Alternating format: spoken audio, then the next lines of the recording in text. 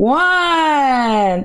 Hi, it's your girl Jay with Jazz.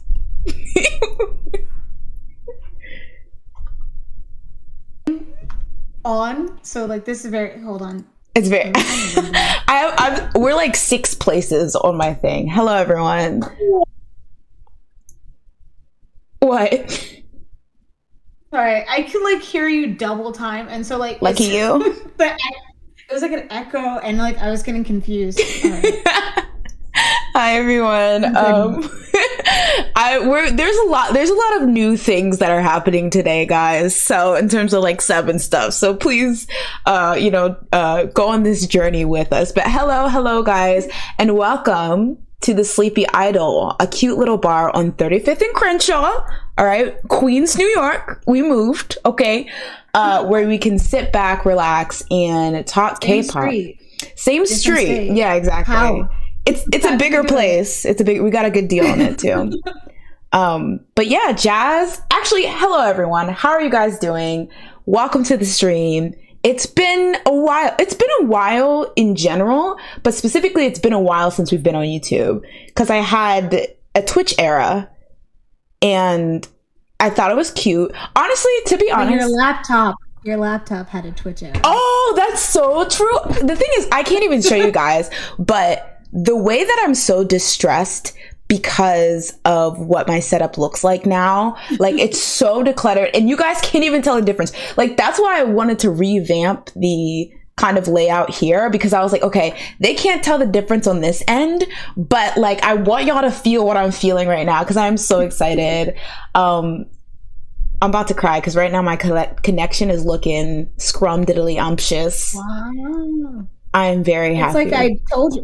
Honestly, though, I will give a shout out to you and Break. If Break's still in the chat, what up, Break? Because you guys did help me with like getting my PC together. If you guys don't know, the big thing is that I got a new PC to stream and just do different types of content creation work, but like stream on, and it's really has been changing my life. Now, at first I thought it was trying to poison me, and that's a whole different story. But, that's where we are. Is that when you're trying to get the RAM for your laptop? No, I was trying to get RAM for my laptop, but I think I'm just gonna retire her. She doesn't deserve my attention and support. You can still keep it. I mean, I'm gonna keep it, but I probably will phase it out a lot more because I feel the same. I think I got a laptop because COVID, and I left my laptop in my apartment. I like just started using a laptop, but now that I brought my computer to my house, I'm like, I don't even. It's in the basement. No! I'm using it right now. I use it to stream. It's like, hey Jazz, long time no see. I do not even. It's not even like a thought. Like I'm just like, well, it's my computer. I gotta play on my computer. Well, hopefully everyone has been doing well. Jasmine, we have been away for about 3 years. So do you want to tell them about your kids or? I mean, I have a niece now. I don't know if I said that before. Oh, yeah. Also, I just did I guess my dad and his cousins, they did like a family reunion today. Ooh. So it was like a part 1 because like their families, it's huge. Not a part 1. Not getting a sequel. It's a huge thing. Like that whole side of the family is very big, and like they just discovered like different sides of it. So like now they're like there's even more people. So it's like pretty interesting because like they went through like the family tree. It was fun. That's nice. Now, when you say they discovered a new side, is that like one of those DNA test thingies or what? Oh, no.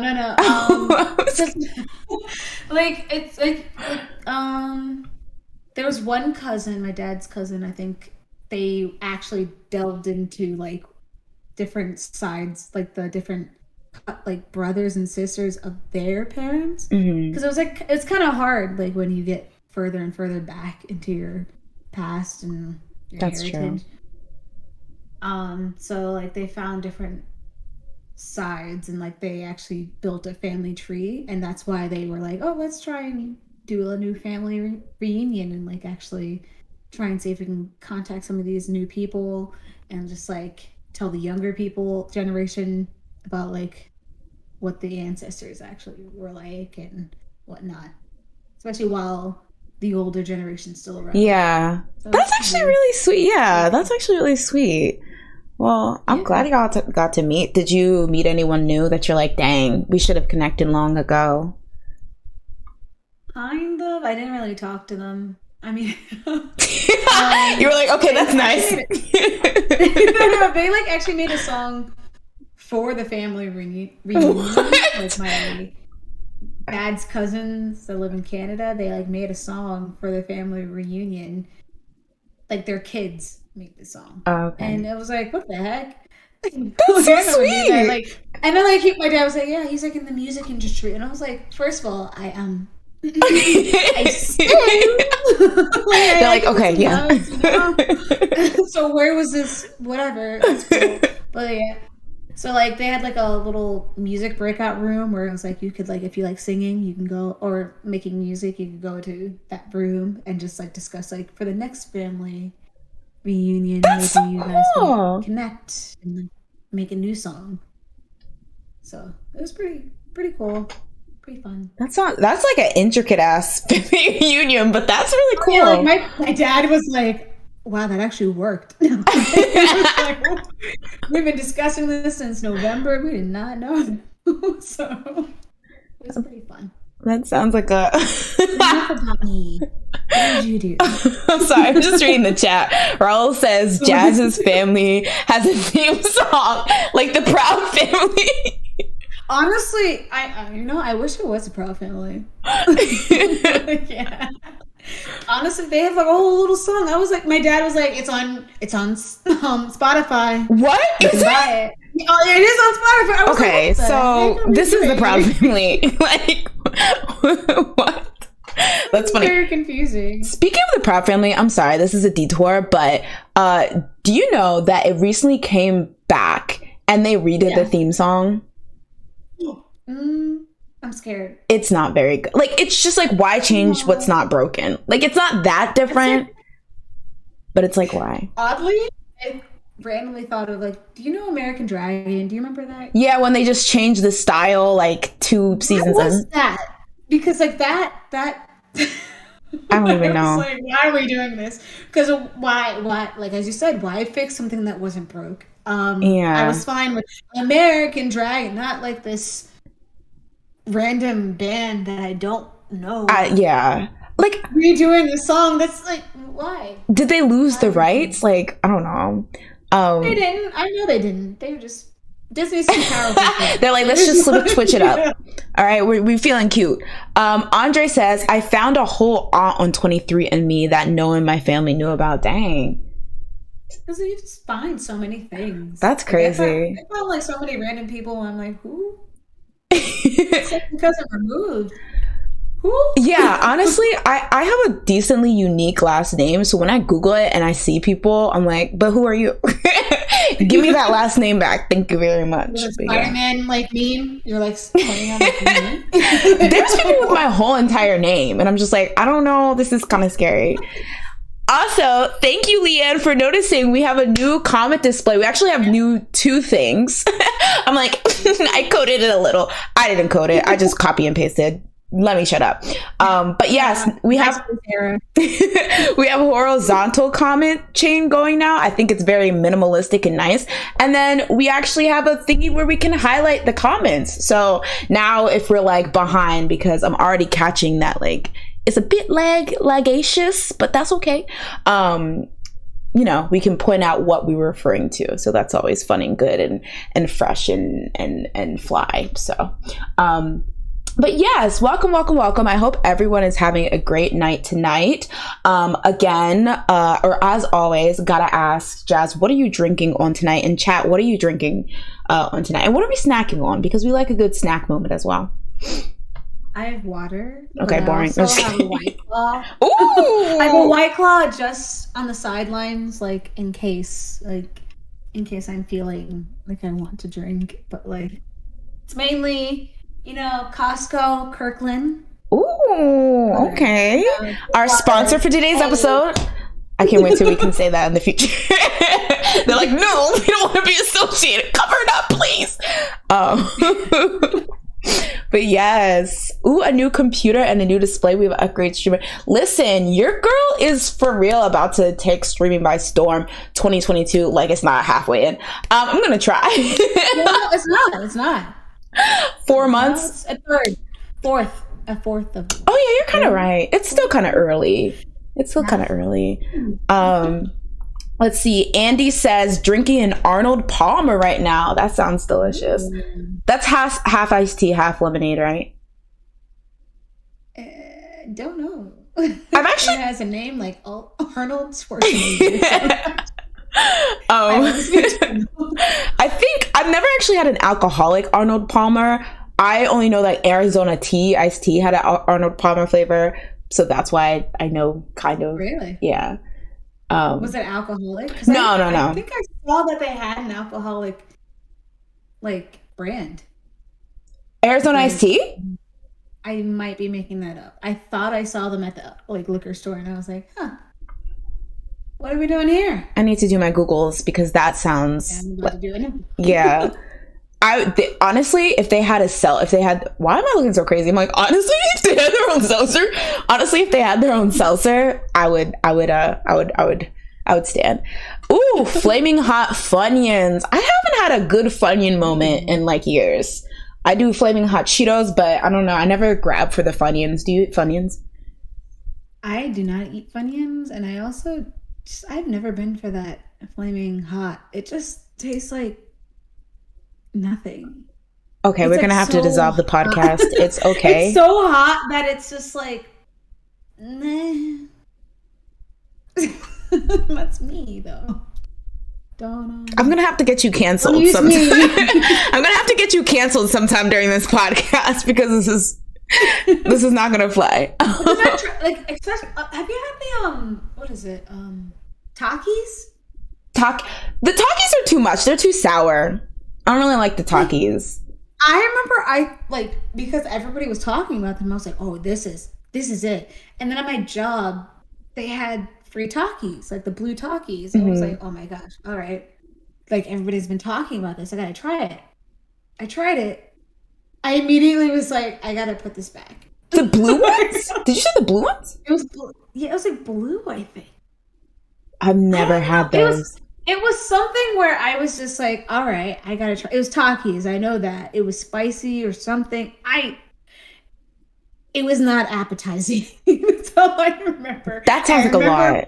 Sealing it back up and then just being like, I will never touch a Taki. You get a steamer and you just like send it back to the store. Like, here you go. I get a refund. I didn't pay for it in the first place, but I want my $5 back. Plus interest, actually. What flavor was that? Blue? I have no idea. That sounds wild. It was not good. That doesn't sound good. That doesn't sound good. When you're eating these Takis. I mean, the regular Takis, the thing is, I think all the Takis are like lime and something. So it's something kind of sweetish and then something hot. I don't really love that. But I remember having like whatever like the original flavor, I guess, was. And it was decent. Just a little too sour for me. But that blue, that sounds like some demon stuff. I don't know. I can only be so hot. Andre says, I'm snacking on some cookies and cream pie, drinking chocolate milk because the Lord is testing me. We like a chocolate milk moment. I haven't had chocolate milk in a while. I was going to say, Jasmine, you can't have chocolate milk, but I guess you could if you wanted to. I like how, like, the last stream you were like, oh, I was thinking about you. Talking about people drinking milk when they shouldn't. It's like, how dare you? I mean, like, yes. Like, also, no. Because lactose intolerant people care the least about the fact that they're lactose intolerant. And by that, I mean, they will eat whatever they need to eat anyway. It's the weirdest thing. Like, I've never seen a group of people that were just so nonchalant. Like, they're just like, I'm like lactose intolerant, but like to a point. I can eat cheese. I'll eat as much cheese as I want. It's fine. But milk, I can't. And I don't know if it's because like growing up, I never drank milk. Mm-hmm. I drank Lactaid my whole entire life. And so my body's just not prepped for it. Okay. But like cheese, I can eat it. I've been eating it my whole entire life and been fine. I'll wake up just fine. Meanwhile, your body's like, Chaz, please release us. And you're like, I'm fine. Ice cream, milk. It's all my body's just like, what the heck did you just do? Like, whoa. This is not lactate, like what we agreed upon at age 1. Okay, we put it on the list. We said age 1, we are doing this, and nothing else. Andy says a fellow lactose intolerant person. Okay, Andy, do you partake in like milk-based products, or are you actually one of those? Judge you. Don't let the judgment in the voice. I'm not here to judge, but okay, maybe I'm a weenie, because if I have a slightly upset stomach, I'll be like, wow, this is it, death. Somebody please pick out the tombstone. Yeah, like, no, sure. Like, I'll be like, oh my gosh, this is terrible. You don't even seem like you're that serious. You're like, oh my god. Recently, I get bad like acid reflux. It's like bad, but like I've discovered it's like Egyptian licorice tea, and it's so good. It makes like all the gas and like your throat, it like relaxes everything. It's a great. It makes you fart if you have gas. If your throat is, if you have acid reflux, it soothes that. It's like it's great. Maybe I should try it. Is that specifically like a remedy when you eat something that's like milk based that you shouldn't? Oh, okay. Not milk based. It's just like if you have like stomach. Like in general. And, like, yeah, because like I had such bad acid reflux like in the past like 5 years. So I was like, let me find something that will ease that. And I like tea a lot, so I was like, that'll do. It's like it's an acquired taste. Oh, okay, I was gonna say licorice. But it's like once you like get over that, it's like it's pretty fine. Especially since it's 1 cup. You drink 1 cup, you're good, and then you move on with your life. You can drink whatever you want after that to delete that nice taste. I think I might try that then, because like lately everything that I eat is just like fighting. It's fighting for its life down my esophagus and through my freaking intestines and stuff like that. And I'm like, okay, can I just not eat anything? So maybe that's the key. Yeah, try that. It's pretty good. Not the taste, but Andre says, I am starting to think I'm lactose intolerant, but I do. I was gonna say, apparently lactose intolerant people do too, so you'll fit right in. Especially if you start to feel like you're lactose intolerant, because you're like, all right, I've been fine for like 20 years. Now I'm suddenly like dying. Now you want to be lactose intolerant? I'm gonna keep doing what I'm doing, and then I'll deal with the after effects when I deal with the after effects. I'll cry then, and only then, and I'll do it again. That is a scam, though, to be like fine your whole life, and then suddenly they're like, I want to try lactose intolerance. Your stomach's just like, let's try that out a bit. Like, I want to be different. How about we don't do that, please? You're fine. Andy says, I eat regular cheese, LOL, but it's got to be lactose-free milk and ice cream for me. See, yeah, okay. What is cheese? Is cheese even really milk-based? It's like a different like tier of being lactose intolerant, where it's like cheese is like, you're like, all right, I'm living it up. Stomach's fine. They're like, whatever, cool. Like, I can fight that. Lactose who? And then milk comes in, they're like, oh my God. Milk's like, move it or lose it, buddy. I don't know. This is a different kind. I think specifically in America, it's probably because the cheese is like half plastic anyway. Like, it's probably because cheese is like... Isn't that only like American? Because American cheese isn't cheese. Yeah. I think specifically if you're eating American cheese. No, I'm not even just talking about that American craft single slice thing. Like, I feel like all cheese in America is like, unless you get like the artisan brioche goat to Diamante or whatever, like that cheese, then I feel like it's half plastic, half shoelace, and like 3/4 Coca-Cola can. I thought cheese was fine. Especially if you don't see anything in their ingredients being like, oh. They hide it. It's probably something else. It's under something else. Yeah. That's it. I've never had a problem before, and now my stomach. Like, I think it's you get it's aging, and I don't mean like you're old. We're like the same age, so you know I got you, Andre. But I feel like as I get older, things change. Some things change positively, like I like avocados now and like not toast. Well, I never had an avocado when I was younger to know if I liked. That's true. Avocado. Honestly, that's true. It's like Target. I didn't know about Target until I was older to know if I actually cared about it. I don't know. So now I'm like, that's true. What happened? Like, why do I love Target right now? But like before, I was like, what's Target? Like, I knew the dog. And it was like, Target. Me and the dog were besties, actually. Yeah. Yeah. Honestly, that's true. There's certain stores that I'm just like, now when did you come in my life? Like places like Forever 21, because I definitely didn't shop at Forever 21 when I was like in high school. But then all of a sudden when I was in college, everyone was like, oh my God, I got these boots from Forever 21. And I'm like, who's she? Like, so I don't know.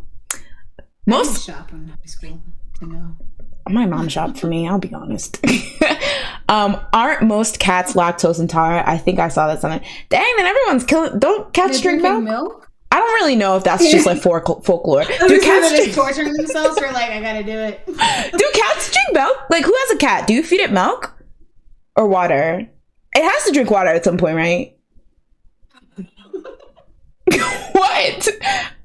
Or is that just I think like it has to drink water at some point, right? I'm assuming you can't just give it milk. Right? I think that's propaganda.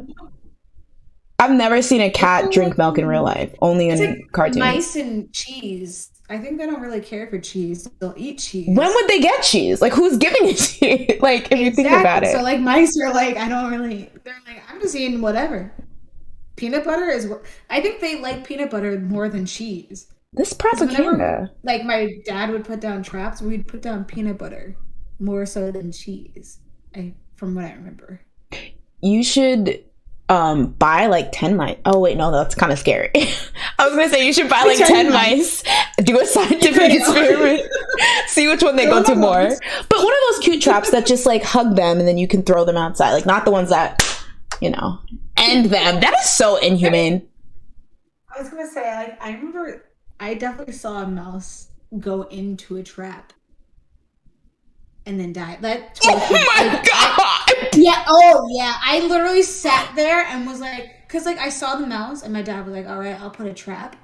And I was like, okay, cool. So then I continued like drawing on my kitchen table. Hear the thing snap. Look at it, because I'm thinking it's dead. It's not dead. It's freaking scrambling. I was like, oh, okay, phew. Jerry. This is terrible.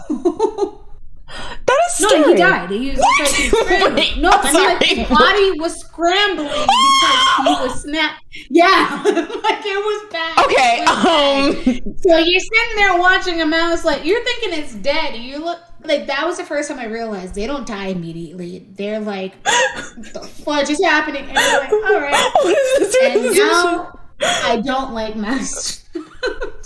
Oh my God. Do the humane thing and then let them out. Yes, that's what I was trying to get to. The sticky thing, I'm scared. Where, like, if they get on the sticky thing, they can tear off their tails. Oh my God, no. See, okay, I think that's yeah. It's terrible. Like it's really just gross that like we think. In my house. Yeah, it's really scary. You know, me on my whatever, but like I feel like it's really scary that is like the solution to like when you have infestations, just kill them all. Like maybe I get termites because like that's really like they're small and it's really hard and they can have your house crashing down, but it's kind of crazy how it's just like something is in my house and being a mild nuisance, kill it. Like that's so crazy. I was just thinking I have the biggest, and I even hate to say this because I hate to put this out on the internet, I have the biggest like insectophobia, but to this day I will not care. I mean, I will not kill like a cockroach or anything like that, or like a centipede if I see it in my house. I just give them the keys and I'm like, this is your house now. Like, I'm not going to co-inhabit it with you, but I'm not going to kill you. Or like, I'll get somebody to take it outside. Like, I specifically am like, do not kill it because I don't think it should stop living just because I'm scared of it. Now, if it's like a bee trying to fight me, I'll put my dukes up or whatever because I really hate bees, but I can't hate bees because apparently they make the world go round. Ugh, okay, but yeah, but like, you know, I'm just like, I can't like be like, this is mildly like uncomfortable for me, so you die. Like even like when like the worms come out of the ground when it rains, I'm just like, I'm sorry. I feel bad for the worms. Yeah. I'm always like rooting for them. Every time I walk past them, I'm like, please make it to the ground again, because like it's about to dry up soon. I know, so you might not make it, but like squirm yourself towards that grass. Please. Oh god. I was like trying not to step on them. They're like so cute. They're so sad. And they're like out there drying up. It's really sad. And it's sad because you can't even like, help them, because then they'll drown because the water's. I've tried that. I've tried to put them, like I've seen like drying up worms, and I've tried to put them into little puddles to be like, all right, let's get you some. Oh my god. So before you become a war criminal. Okay, either they dry up or I help them a little bit by at least like giving them some moisture. You are drowning them. I think that is drowning. I'm not like dropping them into a bucket of water. It's a puddle. Listen, I don't even know where I originally heard that. Probably regret it. Not drowning. Like that'd be concerning. I like I'm not drowning them. I hope. 3 foot. Like if you're going to a 3 foot like pool and then saying I'm drowning people. Who knows? Okay, I don't even know where they breathe from. Okay, one last thing. Raul says, well, rats can spread disease and get you sick, so IDK. I guess that's fair. But that's because they're living in hard conditions. Damn, you are ethical as hell tonight. Come through. Okay, rats are really smart, and it sucks because they're like out here like, I'm just trying to get some pizza, or I'm trying to get some food pizza specifically, because of the rat pizza, the pizza rat. Ew. Do you remember that? You remember that? No, I do. That's scary. That's why I could never live in New York. He was like out here like trying to get his pizza. He was like, I'm out here. That was weird. Cute. I hate that. I'm like, I know I'm being like ethical, but then I'm like, ugh, pizza rat, because it's gross. He's talking about me at the freaking worms. I'm like trying to. You're out here like, dunking them like it's a dang carnival in a dunk tank. You're like, what? The worm's like, no, Jasmine. Injured, I feel bad. I'm like, oh my gosh, maybe the water will like help them like, cure themselves quicker. I feel bad for worms. They're so like simple poor creatures. worms. Rats, they're smart, and we're out here just like letting them live in the sewer. Well, maybe they know. Maybe they're so smart they know that the sewer's where it's at. I mean, honestly, maybe that's where it is, right? That clown. They're like, I'm an independent rat, and this is what I will I will manage these sewers, manage my food and my pizza. All right. Oh God! If that ever happened, I would just end it all. Rats of Nim. Sorry. Oh, you know what Rats of Nim are? I was gonna say, Leanna asks, anyone read the Rats of Nim when they were younger? We actually watched a movie also, The Secret of Rats of Nim or something like that. And then we watched the movie. I did not read the book. Outside of what my teacher read, I did not read. When they would be like, read chapter 2 to 5, I'd be like, sure. Spark Notes. Sparknotes.com, chapters 2 through 5. Summary. It was good. It was cute. If it has too many rats, I don't know. Read. There was like, I was going to say Stonewall. Flowers for the Algernon? No, it was about rats. It was a rats. Well, my sister was obsessed with it. It was about rats. And there was something with a wall. Ratatouille. Oh my God, if they ever made a Ratatouille, another one, they should call it Ratatouille. I'll end the stream. I'm sorry. That was a bad. Good night, everyone. Wait. I gotta figure this book out. This is gonna bug me. Redwall? Oh my gosh, my sister loved that book. And then, like, I thought I loved it too because she was like, it's freaking amazing. So my mom was like, read a book for summer reading. And I was like, let me read Redwall because my sister loved it so much. That thing is like 300 pages. Oh.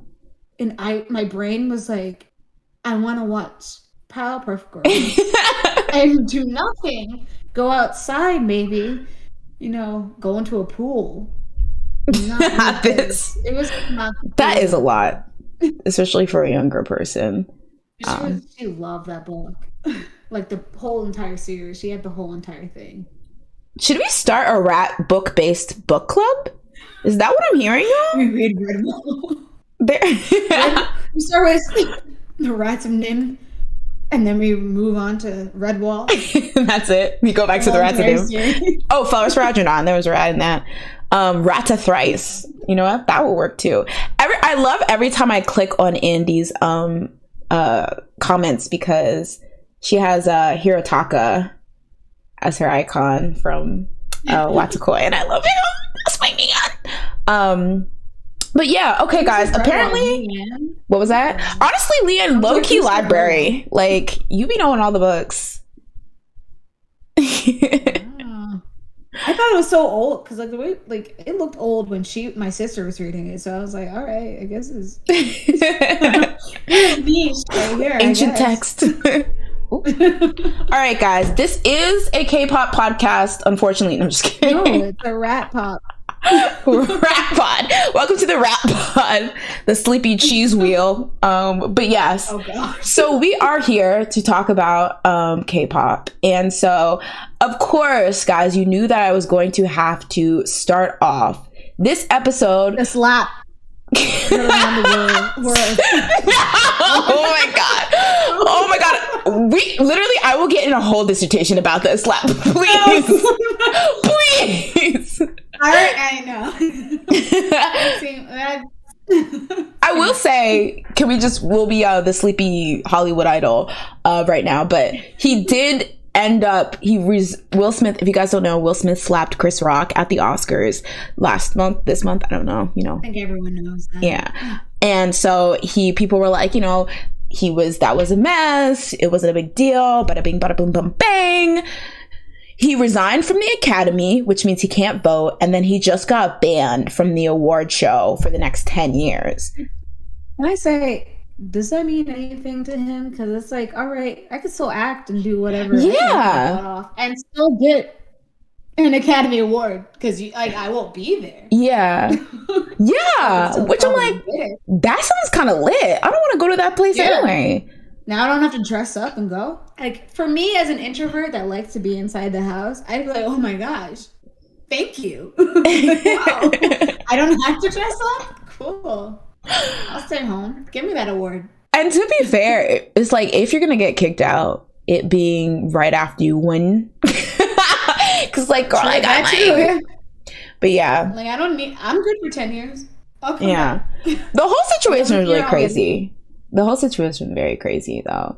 But yeah, I just Raul says, don't start the slap discourse. Down with the slap discourse. But like, I don't know, I feel like it was so like, I've never seen a situation, and I'm just like, gonna like give my 2 cents, but where like after it happens, Twitter is like literally every single tweet on my timeline was about a joke referencing it, a thesis. I was like I could not escape it. I was like, this is crazy. Like, I've never seen a situation where just everyone was talking about it and talking about nothing else. Like, it was crazy. That was crazy. This was crazy. Because like, imagine like, it's just, you're in a public stage and or you're watching something on live TV and someone just straight up slapped. Oh, I'd be pissed. Like you're like, oh my god. Lupita Nyong'o's or whatever, her face was everybody's faces, where you're just like, yeah, yeah. Oh, this is real. Yeah. Honestly, a lot of people were saying, a lot of the celebrities that were like, I have never in my life, like, in reaction to the slap, they're like, this made me clutch my pearls. Like, people are like, y'all being stunt queens, but I would have been shocked because I would have expected it. Like, a lot of people were saying, like, it's a professional setting. That's like going to work and then seeing like one of the higher ups just gets slapped by another higher up, and you're just like supposed to be like, well, I mean, I guess this is my day off. Paid, of course. But yeah, I'm so done with everyone having a opinion. I was surprised that so many people had opinions and some people had really heated opinions. Like, I was like, Yeah. okay, that's a lot. But yeah, I just wanted to give an update that, like, yeah, he's banned basically for life. So He's fine. He's got his thing. yeah. Yeah, I think he like when he resigned, I feel like he was like, okay, yeah, that was kind of wild. Yeah. All right.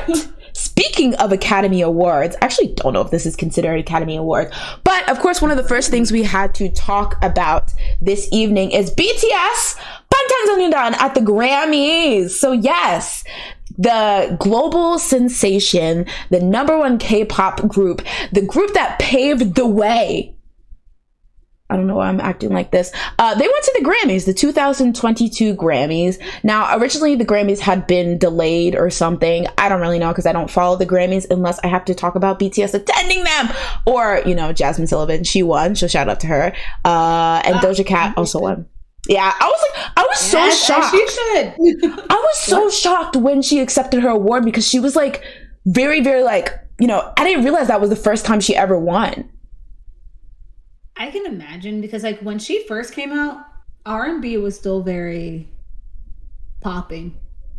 Oh, so it'd be hard. Just like like there were a whole bunch of people around at that time.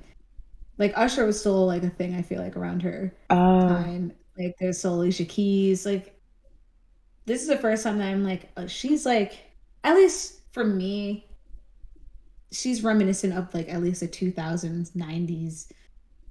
R&B, and she's like the last thing that I've seen of that. So it's not surprising to me. I guess but, like, that's back true. then when she first started, she had like a whole bunch of competition that were in her at least niche part of R&B. That's okay. Now that you put it that way, that's kind of true. I kind of forget how like, you know, pop music was basically R&B and that it was like the popular music back in the day. But yeah, that's kind of crazy. But yeah, so wait, people are spilling tea. Andre says, but oh my gosh, the chat covers your face when we're in this mode. I didn't realize that, sorry. But also people still making jokes when Halle Berry got forcibly kissed during one of the Oscars. So like, I did not know that happened. When? I don't know. You know, early 2000s, there were a lot of The thing is, I'm like, when, but also I can definitely see that because weird, I don't know. Consent was just like a foreign concept.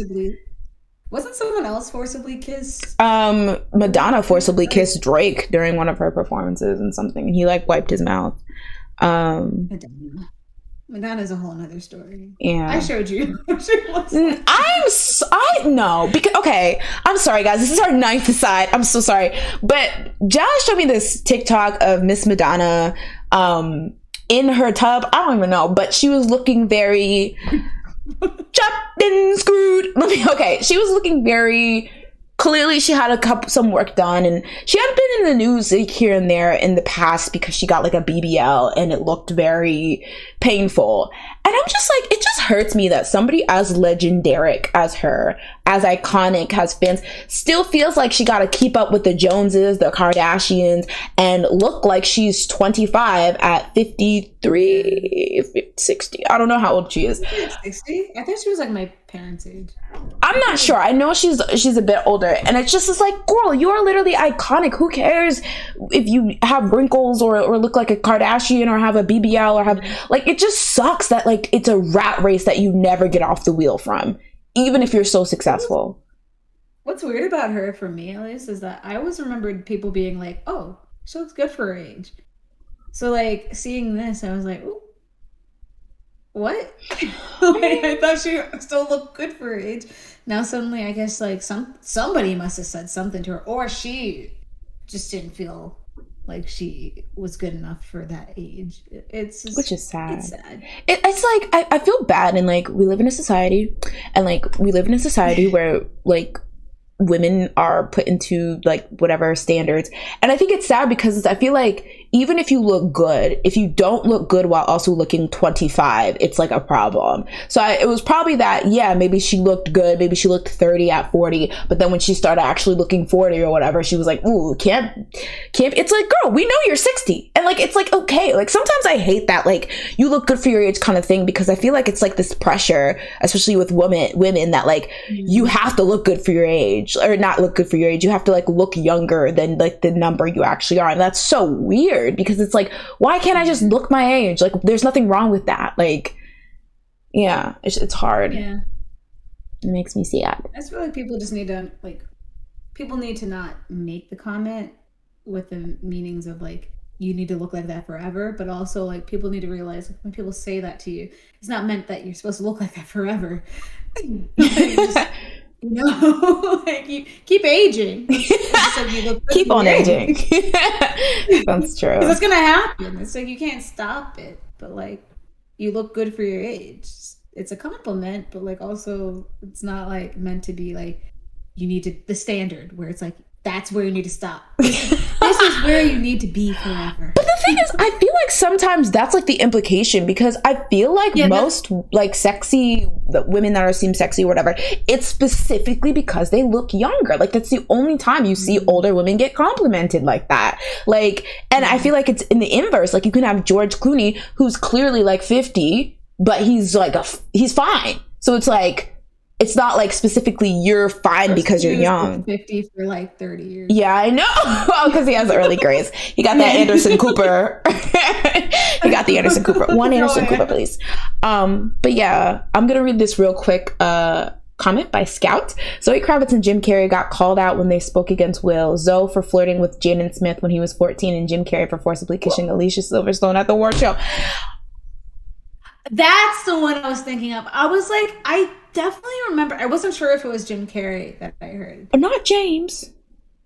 That's gross. And honestly, it's really weird, because a lot of people were like emboldened when they kind of have snakes in their closet. Because I also seen O.J. Simpson was like, I do not condone violence. Is that a new take? Like, what? Huh? Okay. When he got on Twitter, that was like a different. That was a generation I did not expect to be a part of, but I was there, and like the comments, they were eating very violent. They were eating him up, yeah. Things I did not expect to see. It's like, whoa. They were eating. He did not need to be there. He ruined my whole entire experience. I think that made me quit Twitter quicker. I'm just like, whoa. You're like, so just murderers, okay? But yeah, Andy says this could be a whole combo about how women in media are either young and hot or all cute grandma, like people age, ? Yeah, either Betty White or, I don't know, Jennifer Lawrence. Who's the hot young person nowadays? Sydney Sweeney. Madonna was like the good looking middle age.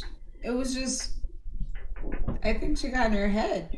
I mean, how don't you? That's why I always am like, I'm happy that I didn't grow up like people be like, oh my God, you're so hot or whatever. Like, you're so blah, blah, blah. Because I feel like it would be kind of, not even from a shallow, but if you grew up with a lot of people commenting you like on your looks and saying how your looks are the thing that stands out, you would be scared when that goes away.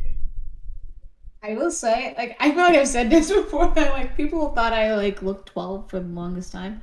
And like, I was like, they're like, that's a compliment. And I was like, okay, but like, what happens when I wake up and I suddenly have aged 10 years and I look 50, but I'm 30? Like, please help me. What happened? I what do think it automatically will go the other way.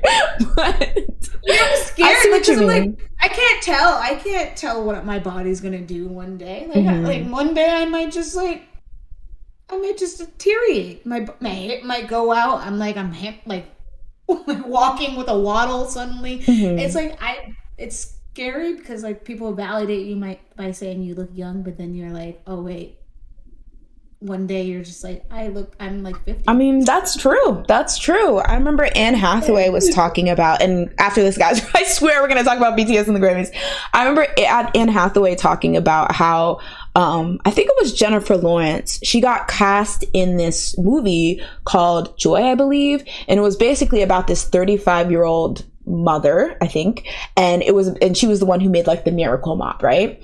And so at the time, Jennifer Lawrence was only like 25. So people are like, okay, why are we having this girl that clearly looks 25 play this 35-year-old? Like, are you insinuating that somebody this age looks 35? Like, are you insinuating this is what the average 35-year-old woman looks like, a 25-year-old like mega superstar? And so it also was this kind of idea of like younger women, because Hollywood likes to cast young women, like they'll, like the Adam Sandlers always have wives like half their age, and we're supposed to be like, that makes sense or whatever. But grown-ups. Yeah, he always has the youngest, like most beautiful wife, and I'm just like, I mean, I guess you made the movie, so you got to pick or whatever. But and a lot of comedians, like that'll be the thing. Like they'll look like whatever, and then their wife will be like very young and hot. Man. Sorry, I've never seen. Is that Jim Carrey? Jim Carrey with was it Zoe Deschanel? Yeah, and like at the time, like somebody, like whoever the girl was, it might have been her, but she was younger. And I was like, this is... Oh, gosh. God forbid they have something. This is weird. Yeah. And it was like, a good movie. I liked the movie, but it was like... They hella normalized that. Like, the young wife and, like, the dude that's however old. But Anne Hathaway was talking about how, like, as much as, like, stuff like that annoys her, where they, like, will, a 35-year-old Anne Hathaway gets cast as a grandmother, and like 17-year-old, I don't know, whoever gets cast as a wife or whatever. She was like, I'm guilty of that too, because when I was younger, I would take all the roles that they gave me or whatever, even though like I really had no business playing those roles or something like that. So it's kind of like, you got to accept, you got to benefit from it, and then it's going to bite you in the ass like later down the line when you become the older actress. So yeah. What's weird though is like, not to cause another conversation, like I just wanted to bring it up. It's just like how like high schoolers are always played by like the same age people that are playing older people. So it's like very weird. It's that's like true. In your 20s and you're playing older people, but then you're also playing teens, and it's just like very weird. It is kind of awkward, honestly. You can like, it's like this is the most versatile time in your life, right? You get all the roles. You better accept it now. You're fine. Yeah, because you'll be out of a job. That's what I'm realizing. Hold on, I'm quitting the podcast to become an actress. I'm gonna play 40-year-olds, but also I will play 14-year-olds. This is the prime. Glee Club. Leanne says, "Cough, cough." Riverdale and Euphoria cast. Yeah. And Glee. I will always remember Glee being the same age as me. They were in my grade. They were in 9th grade. And I was like, these people are not my age. Right? That's the thing. I remember thinking... like, man. Not to be thirsty, but I remember thinking when I got into high school, okay, where are them boys that on Hannah Montana at? Like, where the... like, I don't see them anywhere. Like, they all look like they're 5. Like me, but... I don't know. They're not tall yet. Oh, hold on. Where's that second growth spurt that they were supposed to experience? Where are the dudes in Gossip Girl? I'm confused. Summer vacation. Yeah. But Riverdale was pretty wild. I think adults playing teen has more to do with child labor laws, but I could be wrong. No, you're right. They want to get around that. It's easier when they're adults or above 18. I don't know if it's still like a thing, but I feel like before it was. I don't know if it's... I think there's still like rules about like, I know like I think like school, if they haven't graduated yet, they have to have like school. And then I think nudity, there's like a thing there. It might not be legal, but it might just be like, that makes sense. Yeah. Euphoria, I'm like they be butt naked for fun. Children. Yeah. Which is still weird, because it's like, I get that they're actually older, but like you're still having like these very explicit sex scenes with people who are supposed to be kids. I don't know. It makes me think of saying manga. When I would read it, I'd be like, this is what kids do? When we're in high school? It lied to me. lied. All right, guys. So apparently this is a K-pop podcast. I don't know. Somebody lied. Anyway. But yeah. We're just, potpourri. But another thing. Anyway. All right. So today, right now, we're talking about BTS at the Grammys. So yes, BTS attended the 2022 Grammys this year to a lot of people's excitement. They were nominated for Best Group/Duo Pop Song. So that's why they were there, and they also were going to perform, and a lot of people were excited for it. So I want to kind of go down every kind of hot topic that happened associated with them at the Grammys. So first, we got to start even before the Grammys took place, because we had a little COVID scare. Well, not even a COVID scare. J-Hope and Jungkook both got COVID before the ceremony. So just for reference, the ceremony took place on Sunday, April 3rd.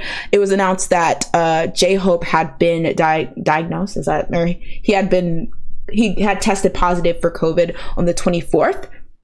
And then, so at the time, BTS was still in Korea, so he had to quarantine in Korea. And then Jungkook, he actually caught it on March 28th. And the tea is that they actually left from South Korea to Vegas, I believe, on the 27th. So they had tested him prior to leaving Korea, and he was fine. He tested negative. But then when he got to Las Vegas, he started feeling sick. They tested him again, and lo and behold, he had caught COVID. He tested positive for COVID. So he actually had to quarantine while they were in Las Vegas, and he did a lot of cute Q&As on Instagram with his fans and things like that.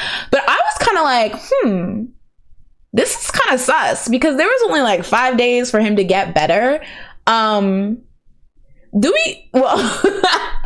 I mean, I'm gonna assume they did all the things that they needed to do. He tested positive to go, because eventually he did show up at the award show, but that was just a little scare. But if anyone's keeping track, every single member of BTS has gotten COVID, with Jungkook getting it. This isn't a rat and cheese podcast. Yeah, this is the official rat and cheese broadcast. All right, so while they're at the award show, like I mentioned, one of the big highlights was that they performed cream cheese. Just kidding. They performed butter. Listen, I'm not getting dragged by Stans. They performed butter. And Jazz, you said you didn't get to watch, but I did want to give my 2 cents on their butter performance. So for those of you guys who didn't see, it was very sleek and sexy. They had this kind of secret agent kind of theme. If you guys don't know, Jin actually broke his arm prior to the ceremony, so they were able to, yeah, he broke his arm. That's not funny, but wait, hold on. What? He broke his arm. Honestly, it was giving tragic prior. BTS was giving tragedy prior. 2 members got COVID. Jin out here breaking his arm. I was shocked. But yeah, he broke his arm. So I think he had trouble dancing. So instead what they did is they kind of had this scene where he's everyone was a secret agent thing. Jungkook dropped down from the sky. Jimin was kind of just sitting there. The other members were kind of sitting there. But they had Jin kind of hacking the mainframe so he could kind of sit down. He was in this setup where, I wish I would have gotten a picture, but he was in this setup where he could basically sit. So they kind of worked it out. And then he came in at the end. So but it was very sleek and sexy. But I was telling Jazz, it was I almost wish they had something else to perform besides butter, because it was very sleek, and then it went into smooth. That was kind of I feel it didn't really fit that well, in my opinion. Freaking Minions. Sorry. It's can't stop them. Cause I'm happy. Dance. The lesser version of happy. That freaking Justin Timberlake song. That's literally the same type of feel with the song. They had a Mission Impossible. Come on. It was I almost wish that they went into a different song, but it was really cool. They had a really cool breakdown, and I see Scout is spilling a bit of the tea already, because while the performance obviously was very great, people loved it, one of the highlights of the performance was a moment that V and pop princess, the new pop princess, Olivia Rodrigo, shared. They had a bit of a flirtation moment. Should I bring it up? Yeah, let me bring it up real quick. They had a bit of a flirty, cute, I don't know what to say, because people were getting dragged for saying it was flirty, and I don't want to get dragged, but there was just basically a little moment where saying it was flirty. It was, I guess it was flirty. I don't know. I don't want the girls to kill me. I'll play it now. It's basically.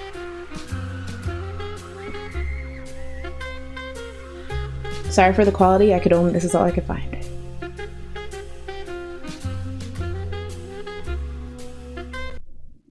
So yeah, that was the moment. I don't know. What do we think? Now you giggling. It got Jasmine out here being shy. No, I mean, it's like, what the heck was that? Not you having you look like she wasn't even sure he was supposed to be there. Like she was like, "Oh, you're here? What? Okay. It's so shady. Oh, there's a car." And that was it.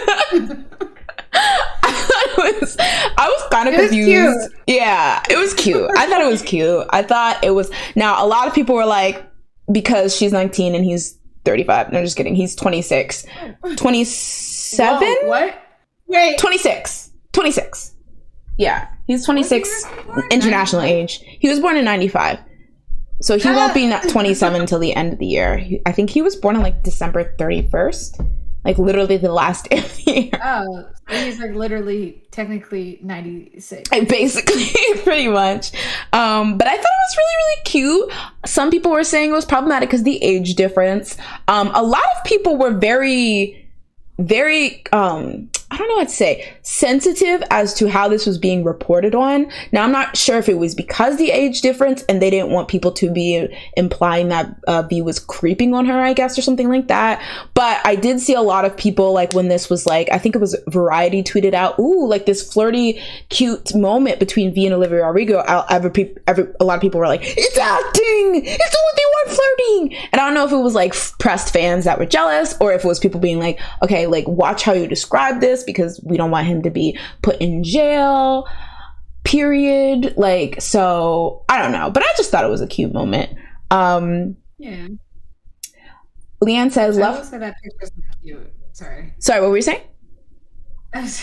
That picture's not cute. He looks fugly. What is that? I think it's the backlash. Both of their makeup kind of looks, I think what happens is when you have a lot of SPF in your foundation, which tends to be in like BB creams and like tinted moisturizers and stuff like that, it will have like pretty bad backlash.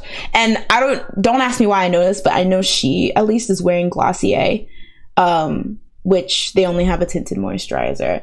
But he's fine. This is a bad picture, but he looked really good during the ceremony. Good, but like, yeah, I kind of did him dirty with this picture.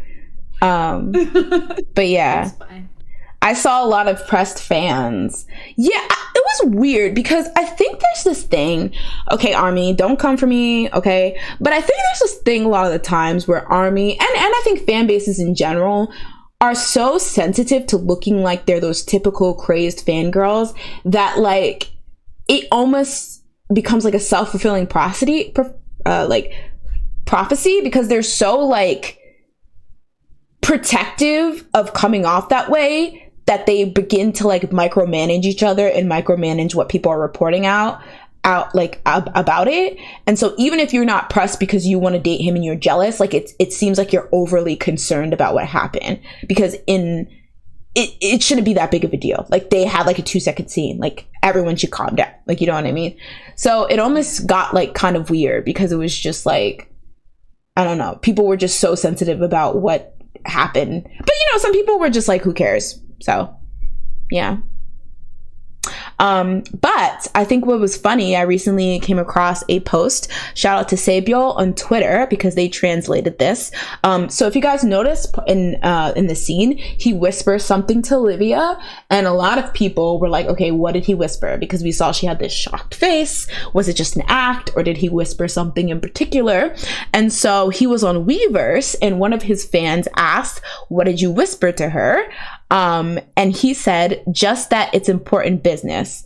Us masters ace know it well, right?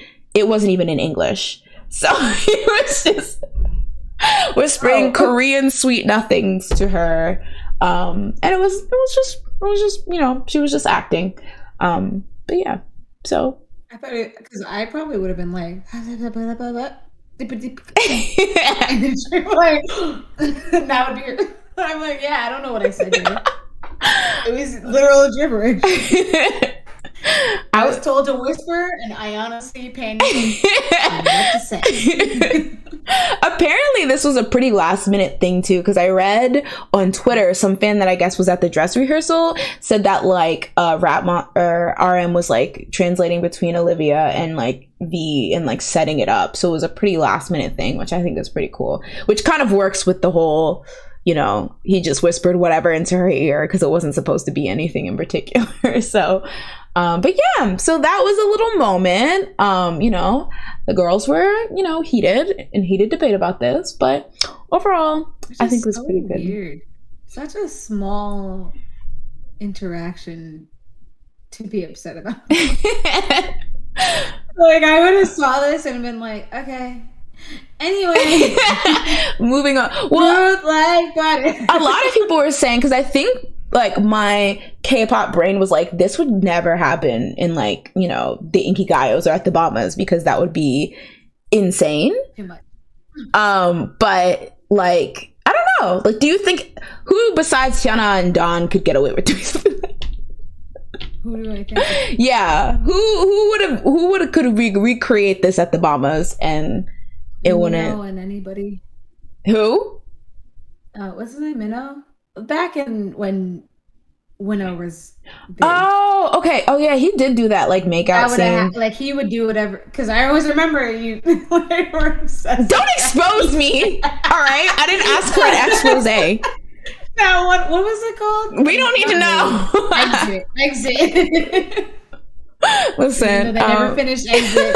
It was just E. We'll never know. All right, so moving on to the next topic at hand. So yeah, there was a lot happened, but unfortunately, when we got down to the big moment of them winning the Grammy, or when it was announced, they lost the pop duo / group Grammy to Doja Cat and SZA, who won for their song Kiss Me More. So it was an interesting response from on Twitter.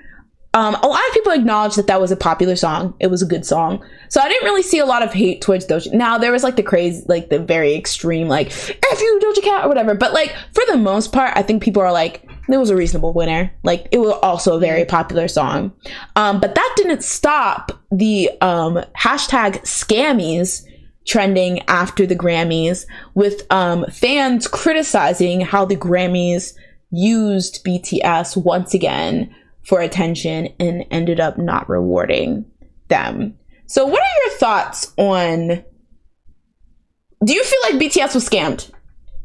No, because I think this happened with Ariana Grande like a couple of years before, where I think she performed at the Grammys or some award show, like, and she didn't win anything. I'm pretty sure it was the Grammys. Like, she performed, didn't win anything, and it was like, it doesn't matter, because your acts perform, I feel, in my opinion, or what I would think is what they're thinking, is because you're popular. Like, the song was popular, so perform. Like, we're asking you to perform.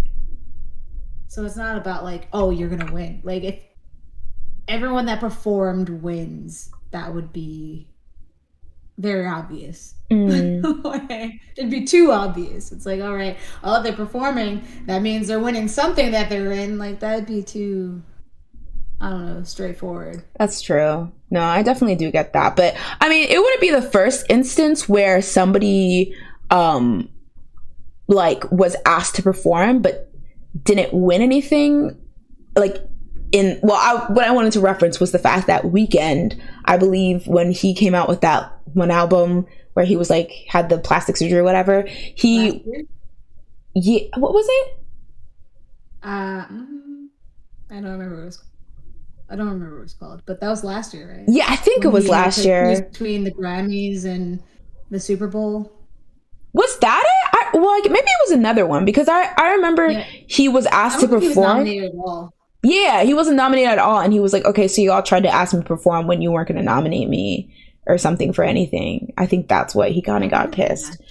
So, you know, there's been multiple occasions where people were just kind of like, oh, so you want me to do this, but I'm not going to get any like type of like recognition or compensation. But that's entitled, in my opinion. It is like, because like it's cool to like get involved, like be asked to perform. Like that's already big. Mm-hmm. Like that means you're recognized enough. Like even getting nominated, like you're recognized enough to be on the stage of the Grammys. So that's an honor in itself. Not everyone's going to win. Like that just seems entitled to be like, oh well, I was nominated, I should win because I was showed asked up to perform. Mm-hmm. Like that's just so entitled and just kind of like just I don't know. For me, I think the problem is like the Grammys themselves as an institution holds the show, but it's the Academy that votes. So, I mean, don't get me wrong. I think all these things are scams. We live in a society. We live in a simulation. But at the same time, I'm like, shouldn't you be more angry with the members of the Academy that didn't vote for them versus the Grammys as an institution that put on the show? Like, I don't know. Like, that's what I was thinking. I was like, y'all need to find all their address. No, just kidding. But like, that's kind of like, and I know that there's been criticism with the Grammys, rightfully so, about who's even making up the Academy, you know, whether some people should get kicked out at a time. There's like, you don't even have to vote for every like category or whatever. And you can vote on categories that you have no expertise in, or no, like, you don't even have to listen to all the songs. Like, you know, there's so many issues with like how people vote for the Grammys. But I think at the end of the day, it's the Academy that made the decision to not give it to them. So if anything, the Academy members, I should probably say. So it's very, very, you know, confusing if we're looking for somebody to criticize who we should actually be criticizing here. But yeah, I'm going to jump into the comments real quick. Scout says, I saw people pointing out that BTS's song was the only song that wasn't a collaboration. So technically the only group and not a soloist with a feature. I did see that too.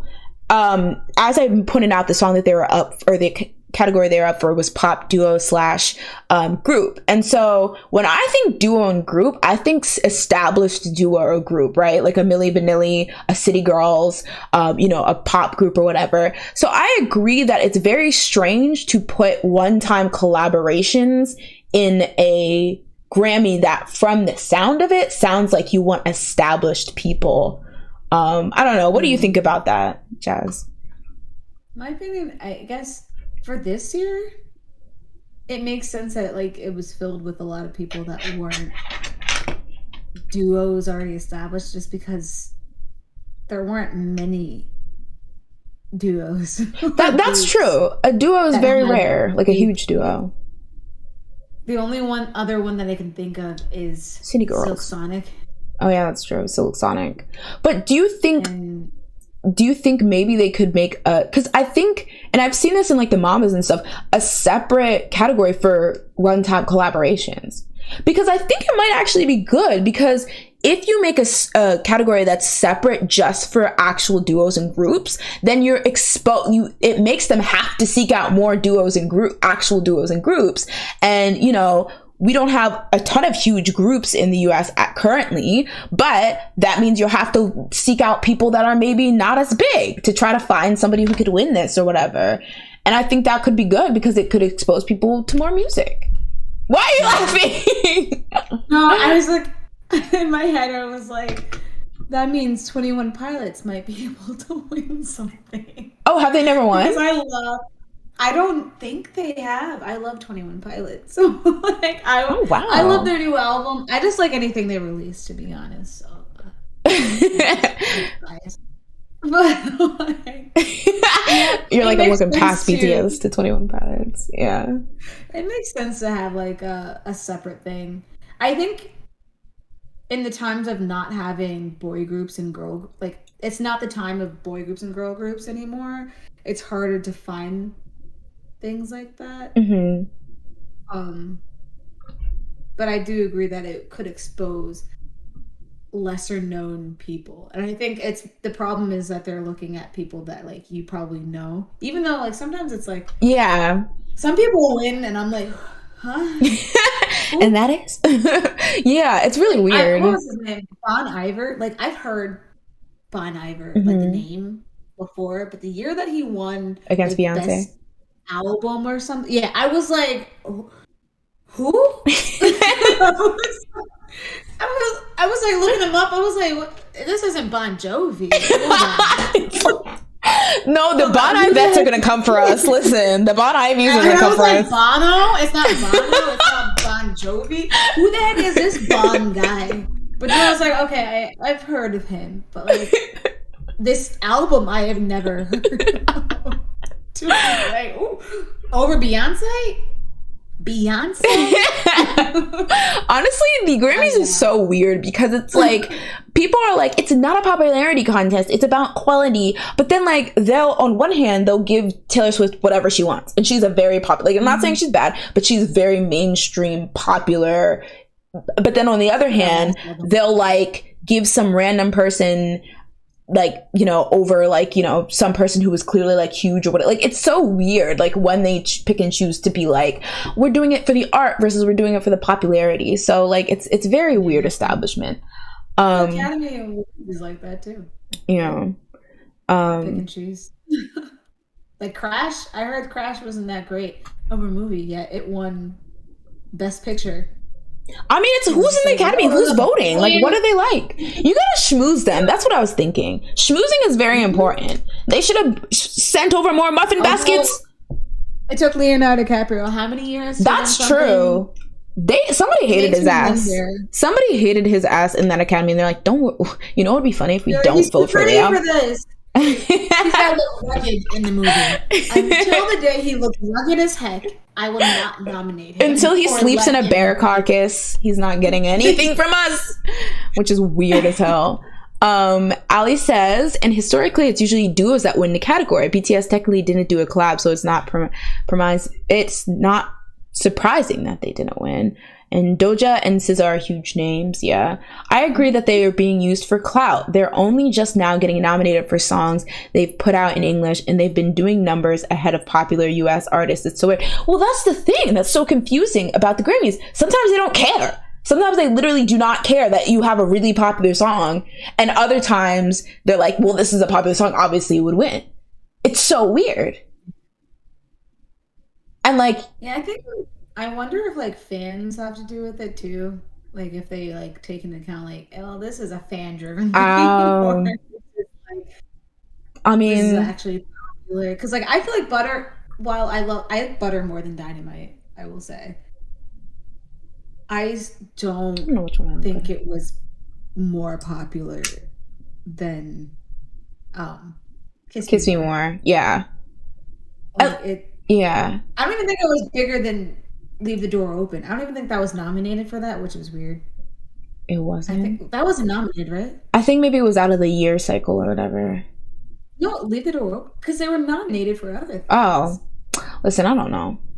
I know their album, the album they released was it came out too late to be nominated for anything. The recent album. Because they won things. They did, but I think, wasn't it for the other one? Or a record? What was the first thing they came out with? Leave the Door Open. No, is that this bitch got me smoking some crack? That's the third one they released. Okay, I don't know. Skate was second. No one really cared for Skate. Then this was third. Oh, okay. Well, I don't know. Smoking out the window. That was. Well, I would have picked them above Kiss Me More and BTS. I think I like Kiss Me More better. But yeah, I mean, I think, and let me preface, y'all, in America, because I think that's also what's really confusing about the Grammys. It's touted as like this global representation, but it really is and always was just what was like American like based. But I think because American music market is so global, it's seen as, oh, the standard or whatever, but it's very local. Like, I think somebody called it a local award show, and it's like, it's true. It's our Inky Guy. I mean, it's our mamas. Well, maybe not mamas. Yeah. It's our our whatever. whatever. They've been trying to like, at least like, no, I think both of them are trying to like branch out. The Grammys and the, what's the other one? The Oscars. They're trying to, like, this year that Japanese movie was nominated for Best Picture. I'm not familiar. There was a movie called like Drive or something. It's a Japanese movie that was nominated this year. Japanese. But I feel like they're trying to. Oh, Drive My Car? Very weirdly, yeah, Drive My Car. It's like oddly picky though. Like you would think there'd be more. Mm-hmm. It's like they're trying to, but it's like also just like, all right, we're starting with Asia, I guess. Yeah. Korea, and then Korea was last year. That was so last year. Let's go to Japan. Yeah, I definitely think it's very. Let's think about this. Next year, Thailand. Yeah, it's very superficial. It's very superficial in how they do it, and I think like, yeah, they definitely.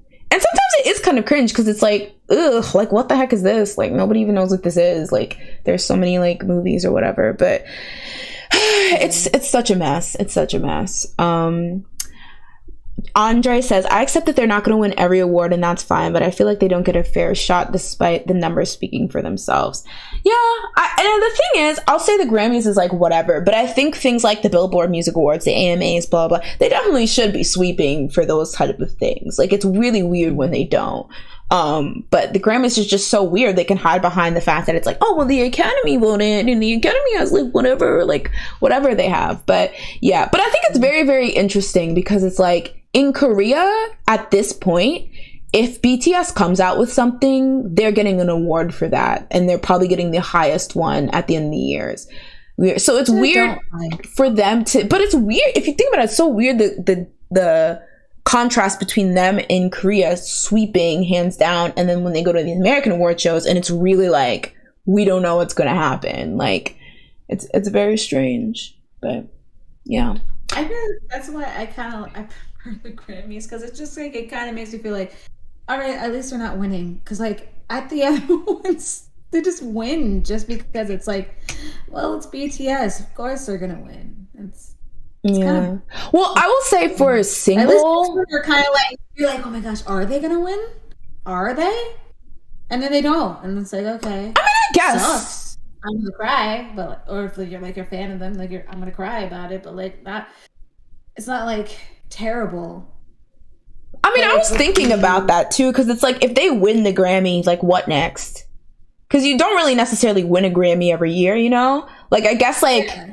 Not to be annoying, but I guess it's like, okay, we'll try harder next time or whatever, you know, if they care. But like, I don't know, because I feel like since they started winning day songs when they go in their first one, like 2006, they basically won one every single year. It's basically guaranteed. I think except for the song one. I think people have beat them for that because I don't think they always have the most popular song. But just like IU.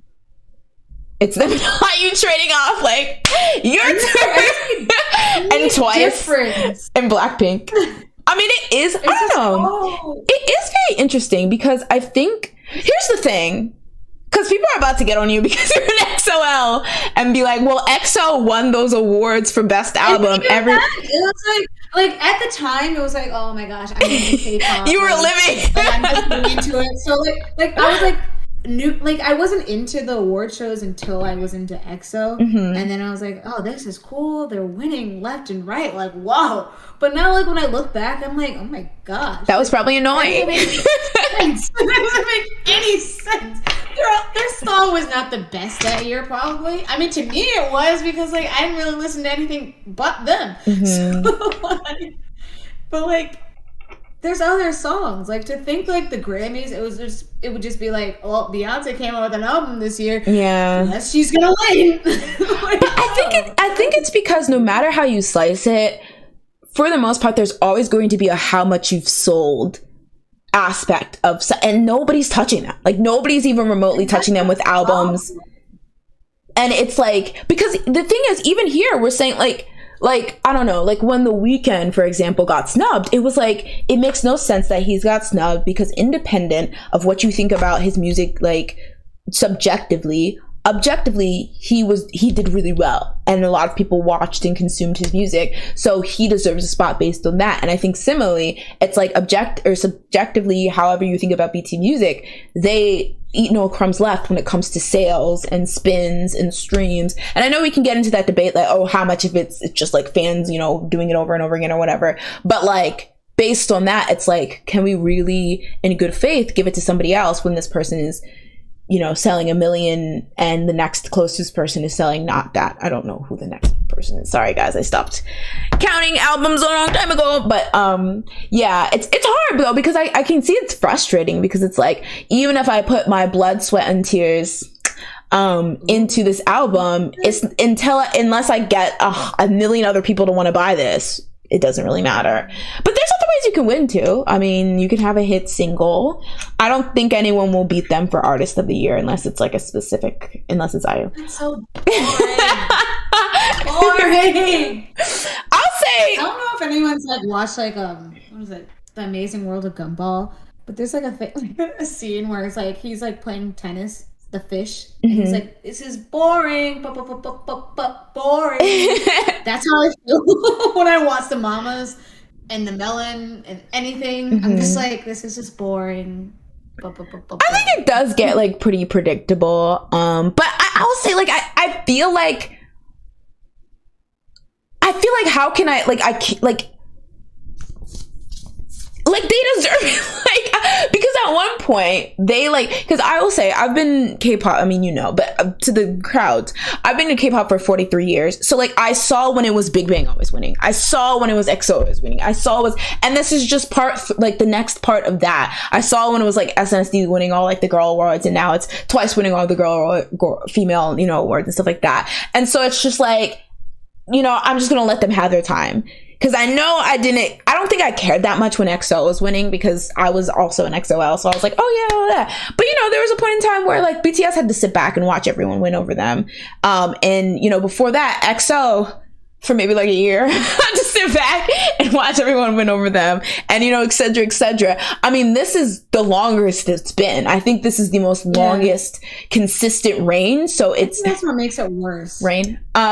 Is that it's just been like, it's been so long, and I'm just like, can we end it? Like, I'm trying to save us from the wrath of armies. If Army finds us, we're dead. So they literally released 2 songs. I will say, what the heck are we doing? Like, if they win everything, like, what the heck are we doing? Like, 2 songs. Well, okay, yeah. They're the artist. I mean, they can't win. They can't. Yeah, last year they didn't win, or at the end of the year they didn't win any album-related things because they had no album. So it wasn't like they're like, let's find. I don't know. Can somebody check that? They sang 2 songs. Can somebody check that for me? Actually, let me check. Does anyone know off the top though if they won? I would imagine. For the most part, they're just quintessentially the biggest group. I think it's hard because unless you become as popular as they are globally overnight, you can't. That's why they're getting. That's why they're literally diplomats. At this point, it's like, all right, cool, they're popular. But was those two songs even it? Like, was that it? Was it like 11 level? I mean, no? It's hard because... All right, let's like delete that. Let's not make them top, because what the heck was that? Let's move on. I don't think their songs won everything. I don't know. I mean, Butter was pretty popular, but I don't remember. I should probably look this up, but I don't even know where to start. So let's start with who won during the Mamas. I just like made it up in my head that they won everything because I'm just I don't think they won everything.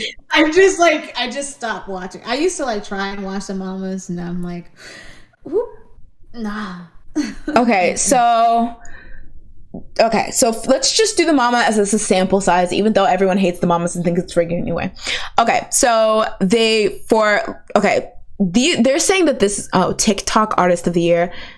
I hate when like they're like, you know, Kyo Sorrento Artist of the Year. Like, I hate when they like are the TikTok. It's called TikTok Artist of the Year because I think TikTok was sponsoring Doja Cat. Like, what should be but this was at the Mamas 2021. TikTok Artist of the Year was BTS. TikTok Song of the Year. This is basically just Song of the Year, Artist of the Year for Butter. Wait. TikTok Album of the Year. Okay. Song on TikTok? TikTok. It's something to do with actual TikTok. They're just sponsoring it. Let me. Okay. Yeah. What song did they have that we were all out here like, all right, move back, Butter? I was like, I hate even saying TikTok Artist of the Year. Let me just say, Artist of the Year was BTS. Song of the Year was BTS Butter. Album of the Year was BTS B. They did release this album that would have be eligible for the time. It was released in November 2020, so that was eligible. Worldwide Icon of the Year is BTS. Best male group is BTS. Best female group is Twice. Best male artist was Baekhyun. Best female artist was IU. Best dance performance male was BTS. Best dance performance female was aespa. For what? For Butter. Best OST was Butter by BTS. Just kidding. It was Jo Jung-suk, I Like You. Best collab was Akbu and IU with Naka. Best new male artist was in Hype. Best new female artist was aespa. Best hip hop and urban music was Ash Island Melody. Best band performance. Say BTS. I was gonna be like, oh no, with Butter.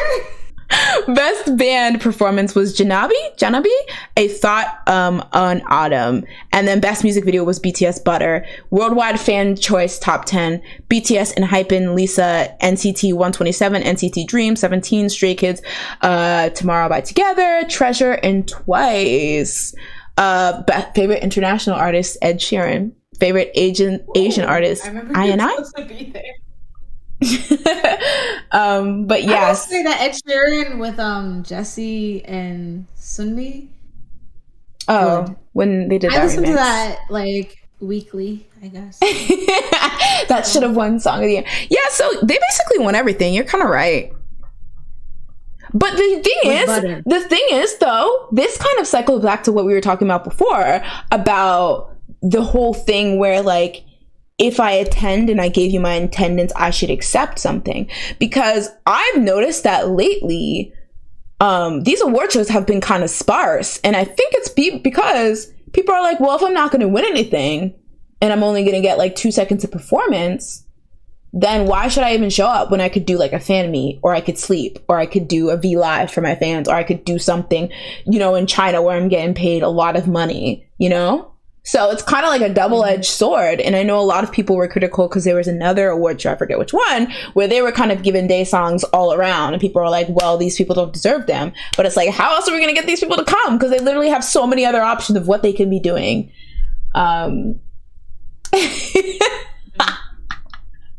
Andy says, Jazz said, I will not beat the cream cheese anti-allegations tonight.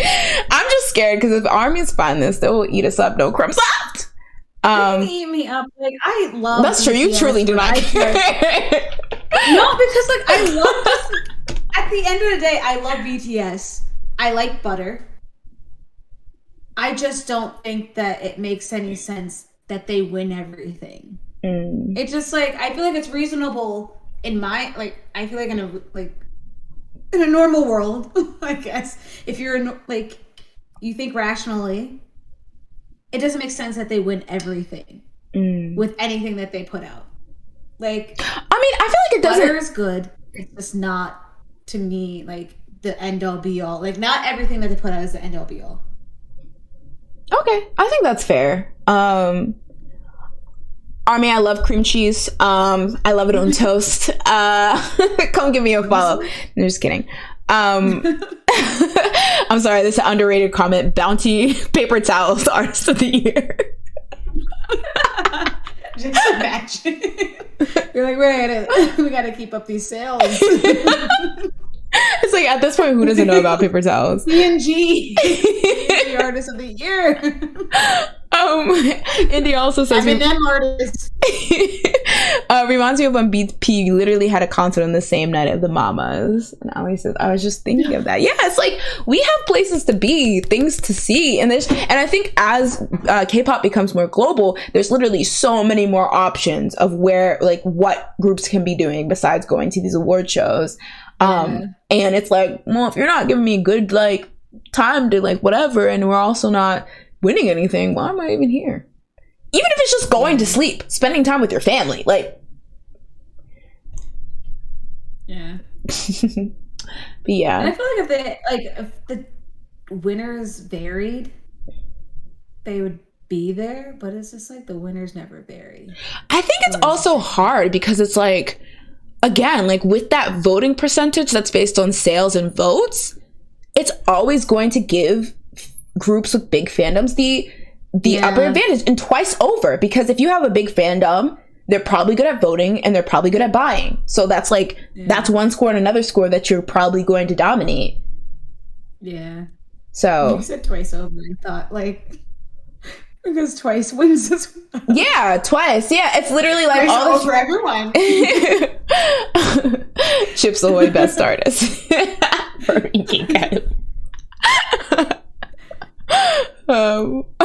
Cheez-Its best new song, best new group. Honestly, best new song. I would listen to that. If BTS won that, I'd be like, you know what? Cheez-Its said it, so it makes sense. Oh God, they win everything now.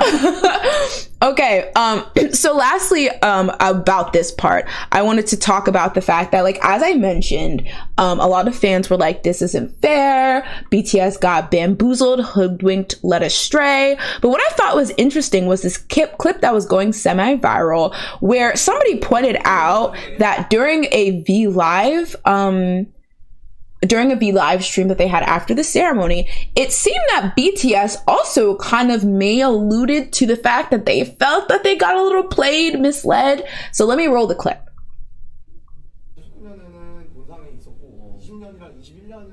Not me blocking it.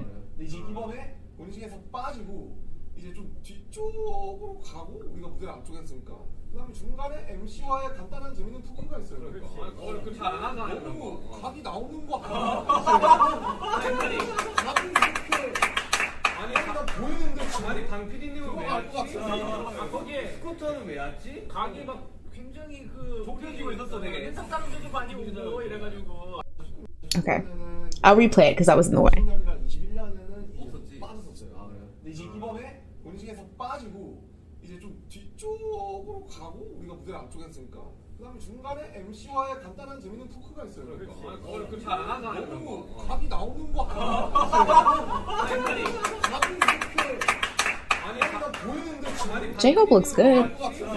거기에 스쿠터는 왜 왔지? 각이 막 굉장히 그 좁혀지고 있었어. 되게 인사사람들도 많이 오고 이래가지고. I would say everyone looked the same except for RM because their hair was like all the same. I love black hair though, like that is so underrated. I love it too, but like the way they styled it, it looked like just different variations of the same. But this is the cutest. Like, okay, I'm just gonna stand out, but I feel like that's like the cutest style. All right, it's so like all the same hairline. All right, so as you can see in the clip, we see RM basically talking about how it really seemed like they were going to win at the time. He mentions one thing that I often see fans mention, which is the fact that this award that they were nominated for, it had a history of being awarded off during the ceremony and like during like the pre-ceremony and things like that, and how in particular, despite the fact that they, you know, performed near the beginning, I think he says, this award that is kind of like a random ass award was kind of awarded at the end, so it kind of seemed like they were trying to drag it out. Suga mentioned that Bang PD was there. They mentioned that a lot of Hybe people were invited, and you know, even when, you know, the award was announced, it seemed like it was all kind of going towards the fact that they were going to win. Now, I thought it was particularly interesting because they were kind of laughing, so obviously they weren't like really serious. But the things that he described in the beginning were kind of like what fans talk about when they're like, they're using you, or they're just using you for clout, or they take advantage of your popularity and string along your fan base and things like that, and them more or less acknowledging the fact that they know that happens, which obviously they're grown adults. They know how the award show works. And, you know, it's not only in award shows like this. In Korea, they're usually last, and they usually are like, you know, hyped up as like the big performance. But I don't know. What did you think about, you know, Rapmon pointing out that it really seemed like they were going to win this time around? Me? Are you talking about me or? No, yeah, you. I don't know. Like I get it, but like also it seems like what they did doesn't really mean that they're gonna win. Like I get that. I do think like the fact that this is usually awarded off screen versus on screen, that seems a little shady. That's weird. But them talking to them and inviting people, I feel like that's just a sign of like more like we're respecting you, we're gaining more respect for your brand, and we're actually going to invite more of your people to these award shows, rather than before it was probably like, we don't know if this is a fad, so you get 5 seats. Well, you get 7 seats for yourselves, and that's it. There's no Bang PD, there's nothing. It's just you. But now it's like, oh yeah, no, we'll invite like other people, like we'll invite your producer, you guys, your any other Hybe people, you know? You get 10 plus and that's it. Yeah, I can definitely see that. Yeah, I mean, I definitely think it being awarded on screen and the position of where it was awarded, because it is kind of just a random like award or whatever. I could see like that is very milky, but yeah, at the same time, it's just, I don't know. It's just this kind of, I don't know. I felt like, once again, grown men, but I kind of felt bad. I don't know. Because I don't know, I feel like that the like idea when you think you're gonna win and everything is like, you know, aligning, and then it's just like, oh, actually no, like I don't know, I'd feel bad too. Yeah, let me jump into chat. Ali says they are co-signing it and they know their fan base, so this kind of felt like they, sorry to say, they were igniting them in a way. Ooh, kind of, yeah. But like also like I feel bad for celebrities because like sometimes it's like you can be in your feelings and just saying something because like that's how you think, but then you never know like how that's going to affect your friends like not your friends, your fans afterwards. So you're just like you're saying something that's on your mind, and then you realize afterwards like, oh wait, that could be something that they take seriously. That's true. Like, in your head, you're just kind of like venting, but you're not really like that upset enough that you're gonna be like, fans, go out, like, go tell people what I really need. Get the Academy. Like, no, they're just like, I thought this, and then like their fans are just like, whoop. Like, I'll take that as you really mean it. We're gonna go. We're going to dominate for you guys. It's just, yeah. I feel bad sometimes. I could see that. Yeah. They might not have meant it that way. That's true.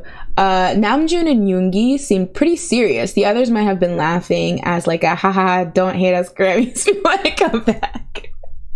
Like, shh. Yeah, I could see that. Ali says, I get the disappointment, but their song wasn't that groundbreaking. It was cute, but I literally listen to Kiss Me More every day. That's fair. And I think that's one of the things, I think it was Andre that mentioned before, like, I really want them to win. It's kind of like bittersweet because I know that this has been a back and forth, but I do think a lot of their English songs are like, okay, this is what America will respond to. Let's just try to do it or whatever. And I don't think it, and I know this is beating a dead horse, but, and I enjoyed Cream Cheese. I enjoyed Explosives. And I also enjoyed, Inhibition to Tango. I don't know. I enjoyed all three of them. I enjoyed all three of them. I actually liked Permission to Dance a lot. Like, a lot. Like, I feel like I was the only one who wasn't slaying. It's very cute, and I liked like the message behind it or whatever. But like, it just doesn't hold a candle to any of their Korean songs. Like, not like what they're about, not musically. Me and Jazz was talking about this, but one of the things that really but really sucks about their English songs are that like the rap line fades into like the background. Like, they fade into like insignificance when they pop in. Yeah, it's just that they sermon. You need permission to dance, dynamite, and I'm gone. Goodbye. And it's just like, it's just the way that they don't get to shine, and like, I feel like if you for whatever reason only stuck to like listening to English songs by BTS, you would just like be missing a whole aspect of their like musicality and stuff. Like, it just, I want them to be able to win, but I also know America is very racist, so the idea of them winning with a Korean song, it probably won't happen. Like, so I understand why, but it's kind of frustrating. On top of like, there are racist people, but there's also just, I feel like people are just so used to just being like, I just like to be able to sing along with my song, and it's just like, if it's in Korean, what the heck am I doing? It's crazy though. I don't know. Yeah, I can. That's definitely like a majority of Americans, and like, even like when Parasite got popular, there were so many people like, I have to read subtitles, and it kind of makes me feel like, not that I'm not like other girls, whatever, but like I've been watching media that isn't in a language I speak for so long that's to like think like that doesn't even like I don't know. It's just so crazy that people think, because it's like, dude, you're missing out on so much. Like, and I kind of appreciate that Netflix is like trying to do like, they try and get like their whole entire shows like translated and done in different languages. People speaking over. Like, even though like people complain about it, it's like, when people don't like having to read subtitles, they don't care. Yeah, that's true. If it gets them to watch it, read the subtitles. But like, the people that don't want to read the subtitles really do not care. Like, what is it, Money Heist? My dad didn't really realize that wasn't in English.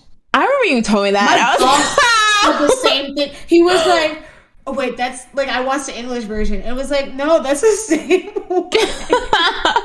Like, it's just people speaking over. That's hilarious. Like, people just, it's easier, and it's like, it sucks. You can't hear it in the original language, but it's like, I don't know. Some people are lazy and just don't feel like reading. Oh, true. And admittedly, I sometimes am that lazy person. Now, I will never watch something that's live action as dubbed, because I just feel like it's always horrible. But I watch plenty of anime dubbed, especially if it's something that I just have on the background. So, and I think I just grew up with anime dubbed. And I'm just like, whatever, cool. Yeah. They all sound the same. Yeah. Hi, Christine. Yeah, I'll watch it. Sorry. Hi, Christine. Yes, we are streaming. Welcome to the stream. Right now, we're talking about BTS, the Grammys. But I agree. But there's been times where I'm just like, I need to watch this in Japanese, because this English dub is not it. So there's a show on, I was about to say in Korea, on Netflix called Kotaro Lives Alone. I was watching the dub, and to be fair, all the other voices except the main kid in it were fine, but the kid's voice was kind of off-putting, so I switched to Japanese. But hello.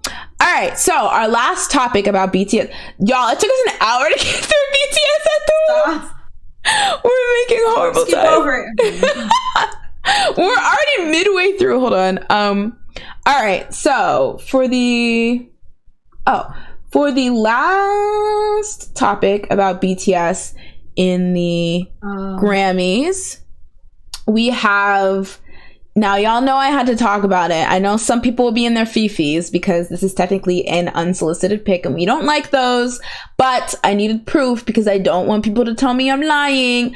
So on the day of the Grammys, a user posted to Twitter right now, and it's sitting at 20.5k likes. V from BTS smoking crack. No, just kidding. But there is a picture of B smoking a cigarette. Now, some people are saying it's a cigarette. Some people are saying because how he's holding it, it might be. I was thinking, I was like, the way that he's smoking, I was like, this is got the whole entire. The other guy is like, but the other B's out here like. I love how like BTS at the Grammys just in front of some random fan smoking. In this very also, loud shirt. That is a silk ass purple ass shirt. Like, love it. When you sent me this picture, I was like, he looks like the Joker. That purple is too bright. Giving his best Jared Leto impression. Oh no. Not Jared Leto. And he says wasn't delete trending on Twitter after. I wouldn't be surprised. A lot it's so once again it's self-sabotage, because some fans were claiming this isn't a big deal, but then also saying if you talk about it we will find you and we will harm you or something. Now I get it from the perspective that it's an unsolicited picture. Clearly it wasn't posted because somebody was like, oh my god, he looks so cute here. It was clearly to expose him. But at the same time, if it's not a big deal, like, just be chill about it. Like, for the most part, I feel like this mostly just blew over. Like, it was a thing. People were like, a lot of people were like, oh, we already know he smokes. Apparently he was caught vaping a while ago or something. Yeah, so it's not a big deal. I think my concern was whether it was a marijuana or it was a cigarette. I mean, I guess because his homegirl over here is smoking a cigarette, he probably was like, this is also a cigarette. But I mean, he could have just been like, I just need a lighter. And he was like, well, I smoke cigarettes. Maybe he's like, I don't know what you're doing. You know those silly straws with the sugar in them? Maybe he's eating one of those. Maybe he was like, I need a snack. I think the other guy is the one doing the sugar. Because that's how I used to do as a kid. It would be, I would not be holding it like this. That's how the class you would be like, hey. Candy cigarette. True, Christine, you're right. It was probably gum. Like, and people were going wild for what? I don't think candy cigarettes were gum, were they? Gum cigarette. They used to have candy cigarettes back in the day, but they banned them. Candy cigarettes, but like I thought they were just sugar. Oh. Maybe, I guess. Pixie stick. That's what it was. That is clearly a pixie stick. I don't know why y'all trying to do be like that. That is a pixie stick. He was having low blood sugar. All right, so he took his bestie. The guy, the manager. You're right. They're consuming pixie sticks. All right, Jasmine. Okay, so tell me, who have you seen in grade school just being like, let me hold it like this? That is how you rip the end off and then you. Yes, you go like this. I'll pick you up. Pixie stick flavored e-cigs, yes. So yeah, there was a bit of drama about this for like 2 seconds, but everyone was just like, delete it all. Honestly, not kudos, but like I'm surprised that the original poster, at least where I saw it originally, I'm sure this probably is circulated on, they still have it up. When they put it up 7 days ago, it's still up. It has like a bunch of people talking in the comments because it was on Twitter, a bunch of retweets. I'm sure quote tweets telling them, threatening their life and telling them to take it down, but so that was really, really sorry. I did see the Scout mentioned that Jungwoo smoking there was a picture of Jungwoo smoking and a majority of people were saying it's hot. I did see a lot of people saying that V looked hot as well. And I was like, gosh, what in the Wattpad hell? What in the bad boy Wattpad hell? That's why people smoke. I look cool.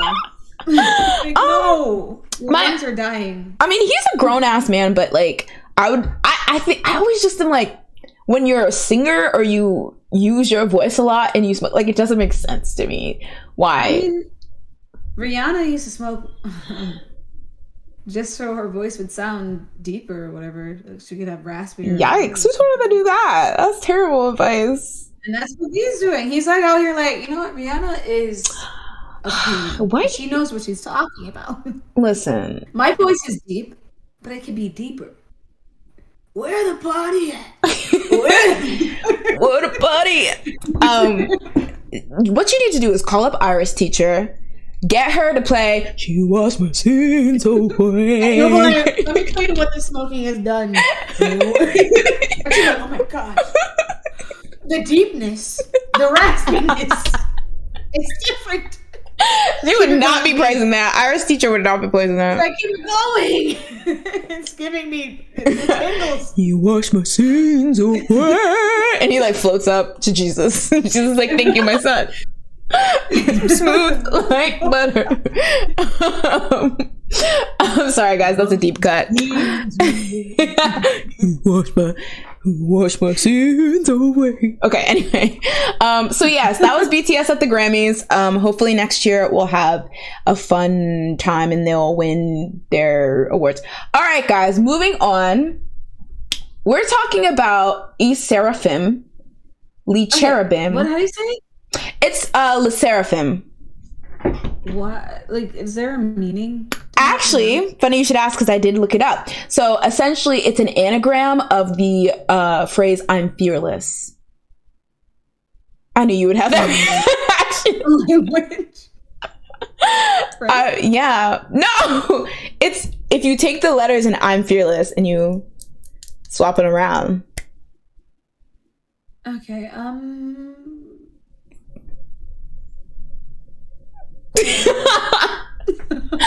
think it's cute. I think that, well, whatever that it's an anagram, but I think Sserafim, I think that's really cute. I thought it was like cherubim, seraphim, like the angels. You know, it is a good name because I feel like I'd be the person that would like come up with this, and then I'd be sitting there like, what do people think? Hopefully they like it. So I would want to hear my type of take. Where it's like, oh, cute. Well, good job, whoever made this name. Listen, they're trying their best. Ooh, not me. Okay. But they put the I am next to each other. And then they put less next to each other. They only... I think they wanted it cute. Fear. They wanted it to be cute, but then also an anagram. But the fear is the only one that is, like, switched up. Listen, I don't think there's rules in making an anagram. You're like, two letters that are in next to each other originally can't be. There's too much. The random number generator did not work. You think that's what they used? They just went it through. We had it go through a couple times, and they're like, okay, we like this one. This one's good. All right. So if you guys don't know, Source Music, which is a subsidiary label under Hybe, is releasing a new girl group. And so we first talked about this earlier, I think last year, when it was announced that former member of IZ*ONE, Sakura and Chaewon were going to participate in this group. And then we got the beautiful news that Yoonjin, who was a member of Produce 48, which was the season of Produce 101 in which IZ*ONE was formed, she was also going to participate. Look at me just like cutting her off. Listen, guys, I didn't do the right aspect the resolution, so I'm sorry. But yeah, and so a lot of people have been anticipating this group. Not only is it Source Music's first girl group after the disbandment of G-Friend, but we have heavy hitters like Sakura and Chaewon in it, and it's under Hybe, so people really like what Hybe are doing with their groups recently.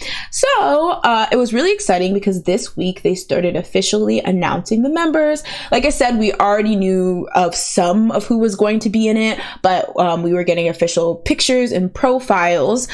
So it started with April 1st, where they announced that Sakura was going to be the first member. And then it took a freaking nosedive. You want to know why? Because immediately after, I'm going to say immediately because it was the same day, but pretty much immediately after the next member was announced, Kim Garam, on April 5th, hell broke loose when netizens started popping up online and basically claiming that she was a bully back in the day. So I actually don't know how old she is. Let me look it up right now. But most of these accusations of her bullying are coming from when she was in middle school, which if she's in high school or she's like a teen, I guess that was like 4 years ago. Okay, she's 16. So this would have been not too long ago. Okay, she's a baby. Oh my God. This is why I was scared of looking it up. For last year? I mean, maybe. I don't know. Dang, she's taller than me. Whoa. Okay, she's taller than me. Okay, height. But yeah, so immediately, like I said, they announced her on April 5th, and a lot of different claims started popping up online about some of the bad behavior she got into when she was in middle school. So I'm just gonna run down the list of accusations. Some of them are alleged. There's some there was some pictures of her, like when you get into more of the petty things that people are accusing her of. I didn't grab them to show them just because I think she's just like a kid. But I'm gonna run through some of the stuff that people are accusing her of. They were saying that she would message / harass her juniors on Facebook if they didn't greet her properly. She participated in underage drinking and smoking. She would curse people out. She would threaten people. There was a conversation in particular where she was threatening somebody who wouldn't answer her on the phone. There was an allegation that one day a student collapsed at school and had to go to the emergency room, and it was due to her, something she did. So they're saying that she beat her up. There's a photo posted online of her and some of her friends posing in front of a blackboard that had illicit images of it, like boobies and genitals and things like that.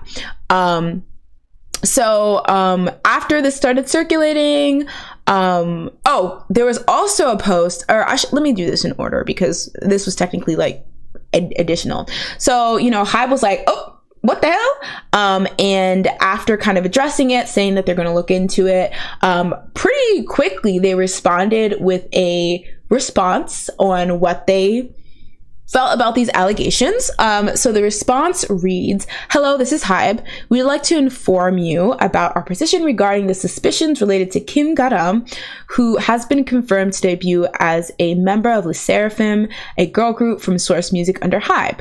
Since yesterday, there have been accusations made against her on various websites, and we have conducted an internal verification process. The results are as followed. The recent allegations were cunningly edited to maliciously slander Kim Garam over the events that occurred during the time when she was making friends in the early stages of middle school. Contrary to the claims, it was confirmed through a third-party statement that Kim Garam was a victim of school bullying, including malicious rumors and cyberbullying, when she was in middle school. In addition, it was confirmed that the rumors, such as that Kim Garam was a trainee at another agency or that she leaked internal documents, are not true. We believe that the allegations are maliciously intended to harm the artist who is about to debut, and we inform you that Source Music has taken legal actions against the spread of unilateral and distorted allegations and false information related to this case. Therefore, we sincerely ask you to refrain from speculative reporting based on suspicions that are currently being maliciously raised online. Furthermore, the allegations that have been raised contain defamation of character against somebody who is still a minor before her debut as a celebrity, and we would like to clearly state that we will take legal action without any settlement or leniency. Thank you." So basically a lot of people are shocked that they're backing her and not kicking her to the curb. I want to say after that this statement was released, there are some more claims, just general bullying, being violent, being sexual and things like that. But there is one that's particularly standing out to a lot of people, where they allege that Garam and her friends were putting down IVE, the group with Wonyoung and Yujin, and boasting in school that Garam was debuting with Hybe. The post included photos of writing on the blackboard saying "I've down, the Sserafim up," and were dated from before the group was revealed. Other posts were made at the time claiming that Garam was telling people that she hates Wonyoung and that Sakura is a plastic monster. So again, it's a lot of like, she said this. I will say she was very young. Not saying that that didn't happen, but all this stuff about her, like, you know, she's so young. Yeah, she's still very young, and I think that's very, very interesting. That and smart, and it makes sense that Hybe was like, this girl is a minor, so let's be careful with like trying to ruin her life. It's a lot. And I agree, it's a lot. And I'm not saying that those who bully just have to get over it or whatever, but she was very young. A lot of this stuff is like trying to build on the idea that she has a bad character, but it's like her like posing in front of like a pair of like titties drawn on the back. Like, it's just like kid stuff. You know what I mean? Like, I wouldn't say that this person was like doing X, Y, and Z. But at the same time, like, it is kind of weird that they would just randomly start targeting her with these specific bullying accusations. And it's interesting, I think, that they were like, oh no, she was actually bullied. Okay, bye. Like, yeah. I don't know. I find it weird. I don't know. But I think it's weird that if there's still people, like, if she were to be a bully, that doesn't make any sense to be an idol. I'm so sorry, especially since you're in the prime of your bullying. She's 16. She's out here like, all right. The prime for bullying. You have a big bully career ahead of you, girl. Why are you giving it up? Because like literally, what was this? 2 years ago? Like, what, last year? Like, I don't know. Like, it seems very weird that if she were training and then bullying people, that doesn't make any sense. Like, you would think by this time you would realize, or people would, I don't know, you would tell the kids, like, oh yeah, whatever you're doing, it's going to be seen. Like, you would think by this time kids would get the gist that, like, it's not 1990 where it's like, you can do this and no one's going to know. That's true. No, it's 2022 and people are going to find your stuff. Because you took a picture, they will find it. And the other person took the picture. It wasn't you that took the picture. Yeah. It's on their phone. They're going to like find you. It's just very, I don't know. I want to believe that she wouldn't do something like that while she's training in a big group. Yeah. That's going to be big. It's like, yeah. And it almost kind of makes those claims of her being bullied a bit more realistic, because I could see maybe if it was a situation, she was this girl that people knew was going to be a trainee under Hybe, you know, BTS's label, so that's a big deal. There's a good chance she's going to be very famous. If there's a little jealousy, you know, picking on her that way, you know, maybe mockingly being like, oh, I've up high, you know, or I've down Sserafim up or whatever, to kind of mock her, like, kind of like, I could actually see that now that you've put it that way, because it is pretty crazy. Like, it's happened, like, people just like being like just crazy and thinking it was never going to, or acting in a very inappropriate way and never thinking it was going to come back to them or whatever. But you would think, especially because the whole bully apocalypse that happened last year was so recent, that like, and I mean, she's only 16, so she had to have witnessed so many idols' career literally crumble because of bullying. Like, she was probably too young to see Tiara, but like, it's happened plenty of times that I feel like, you know, acting this wild, this is crazy. But before you even debuted, it's like, yeah, I was thinking, have we ever gotten an idol that got bullying rumors this early? I know Baby Soul, Jisoo. Oh no, that's too Jisoo from Lovelyz. Oh, was it Jisoo or was it Baby Soul from Blackpink? I was like, what'd she do? Wait, hold on. No. When did that happen? Was it Jisoo or was it Baby Soul? I think it was Jisoo, who had like some weird crazy rumors when they first debuted, that like she had to like literally sit out of the group for so long until they got cleared up. But yeah, this is crazy that they're just like, you know what, we're not even gonna let her get famous.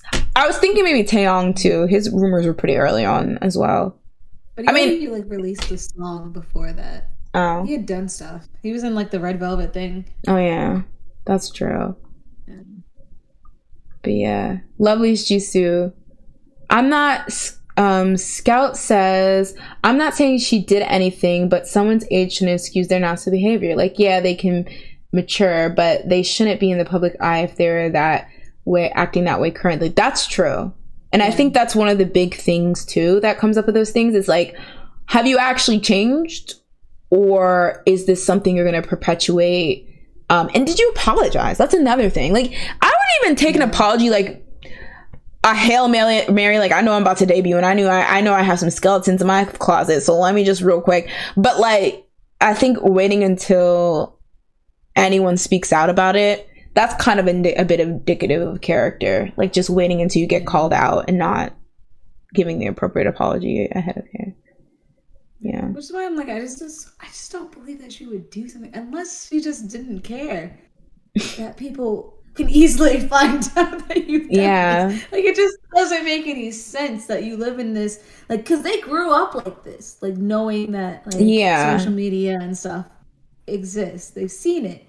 Like, I can understand, like, the older, like, maybe, like, people my age being like, oh my gosh, I didn't know that was going to be found. I didn't know Twitter was going to be, like, that big. Like, but she's, like, literally, she got on Twitter when people were probably, like getting caught. So it's like, how the heck are you doing stuff? Like, people taking pictures, they still getting caught. It's just weird. Yeah, it is very weird. Andy says, I do see people argue in cases like this that the alleged victims of bullying would see this person who again allegedly bullied them rise to fame and want to stop them in their tracks. Yeah, that does make sense too. I don't know if I would like, if somebody like literally, because the thing is, bullying, as much as people are like, oh, you got bullied, you know, when you were how old, like, you need to get over it. It can give people trauma and things like that. So, like, you know, if somebody like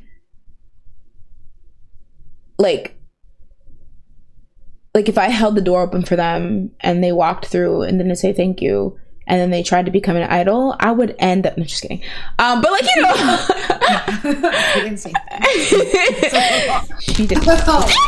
But no, like, yeah, it's true. Like, trauma can, I can't, as much as I try to be as forgiving and let things go and not hold grudges, just because, you know, that whole thing, like, you know, resentment or whatever is like drinking poison and expecting the other person to die. Like, it can really hurt you on the inside or whatever. But like, yeah, I don't know if I can really say that I would want to see my bullies rise to fame and everyone talk about how they're so great and lovely, and especially without even the slightest of an apology. Yeah. So that's true. I don't know. I think the best thing right now, and you know, for the most part, it seems like Hybe's gonna stick by her, but at the same time, we saw the same thing happen with Soojin last year with Idol and Cube, and that ended up with what, you know. But I was interested to see a lot of people being like, just cut her ass, just cut her. Yeah, a lot of people want her cut. They're like, kick her out now. Like, let's not. Well, they're not attached. They're like, I don't want to, you know, care for her. But yeah, very interesting. She sounds like. She's one girl. She very dance like amazingly. I would never know. Just let her know. I don't want to see. I do not want to see. I don't want to know what I missed. So yeah, we'll keep it posted, and I think the best thing to do is just wait to see how this develops. But overall, I'm very excited to see Yoonjin, because like I had already lamented about her downfall in Produce 48 and how I thought it was very sad and not fair, but it's nice to see that she's getting a second chance and in like a stable group, which is good, not a, you know, not rotational, but, you know, a temporary group. So I'm really, really happy.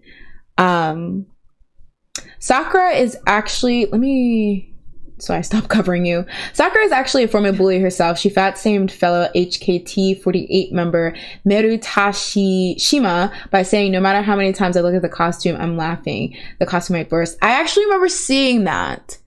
I don't know when. I don't know if I saw it when it originally happened or when people brought it up when she was on Produce 48. But there was a member, and I guess her costume was tight, and so she posted something. And then didn't she try to act like she was hacked? That's the thing that got me. I was like, my good sis, my sweet miss. I was like, wait, hold on. Oh, that was true. not me. Else. I was like, now girl, own up to it if we're gonna do this. But yeah, that was messy as well. We already recorded the album, so that might be, they're like, we already did the choreography, recorded the album, we do not have time to figure out after. We'll dig even deeper to figure out it. she gotta do these choreographies and then we'll kick her out. iPablo says, if I knew the bully got into a big agency, I would tell the agency before they had a chance of viewing. I think that would probably, yeah. Because I feel like it can be messy for you. And I'm not saying that this is a reason why you should not come forward. But it can be scary for you if they already have a fan base. And sometimes all it literally takes is for people to know you're a trainee under a certain company and you get fans. So you have to act early. But you put yourself in harm's way and up for harassment if you call out somebody who already has an established fan base. Yeah. So, which is weird. Like, if they knew that she was debuting in this group, why didn't they just do that before? Maybe it wasn't real until they saw they had the Sakura and the Chaewon in the group, and they're like, oh, this is not gonna flop. Wait. But like, as soon as they would have said hi, I would have been like, oh, we gotta start sending some letters. Let's all gather together. You write this letter, we send it on Thursday. I'm writing this letter, we send it on Friday. We got this together. Like, we gotta work until she is out. It's like they knew the name of the group. That's kind of weird. Oh God, that's true. It's messy. Okay, good night, Andre. Yeah, I think we'll just have to watch and see what happens. Because I think there were receipts on certain things, like the message where she was, threatening a person that wasn't calling her. Well, it was still alleged, but and their pictures and stuff like that. But I think, for the most part, we'll have to keep it. Also, hello, K-Popper 2014. Welcome to the stream. And to be fair, I want to be, sorry, K-Popper says, exactly, and there is one picture that was edited. I did read that there was people coming to her fence, like, the picture where she was taking pictures in front of, like, the explicit images. Somebody said that there's basically, somebody came forward and said the situation was not as it seems. I guess she didn't know that was what was behind her or something like that, and she asked for the picture to be deleted and things like that. So there was people that was coming forward. Now, I also read that there was something was revealed that it was the same person who was defending her every single time and making it seem like there are individual people that were coming to her defense. So that might be shady. But I think for the best bet would be to kind of just watch the situation and see how it develops. I hope it doesn't ruin anyone's career that obviously wasn't a part of it. And, the victims, alleged victims get their justice. All right, moving on. So we have a 2-for-1 special. And that is the fact, we're going to start off with the fact that Mr. Lay himself said, who is EXO? I'm leaving. No, I'm just kidding. Lay left EXO. And he didn't leave EXO. He left SM. So we're going to talk about that. We're definitely going to talk about that, but let me real quick do my little spiel. So on April 8th, during EXO's 10th anniversary, Lay, former SM employee, current EXO member, posted a handwritten letter in English and Korean announcing that he would be departing from SM. So let's take a look at said letter.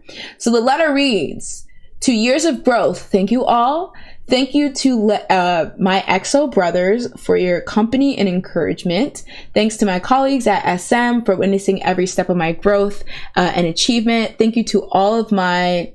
Sorry, this is really far away from me. I should have made it a little closer. Let me do this. Okay. Thank you to all my colleagues at SM for witnessing every step of my growth and achievement. Thank you to all of my... What does that say, Jess? Fans? Okay, fans. All my fans. I'm like, don't it, Jazz! All my fans for your unconditional love and support. It's time to say goodbye as an employee of SM. It's also my new beginning as a 30-year-old. But two will always be... But I can't read. But I will always be the lay when my members need me. I'm your family... in the group. Okay, but excuse me, sir. Okay, I'll call it. Love forever, EXO. 사랑하자.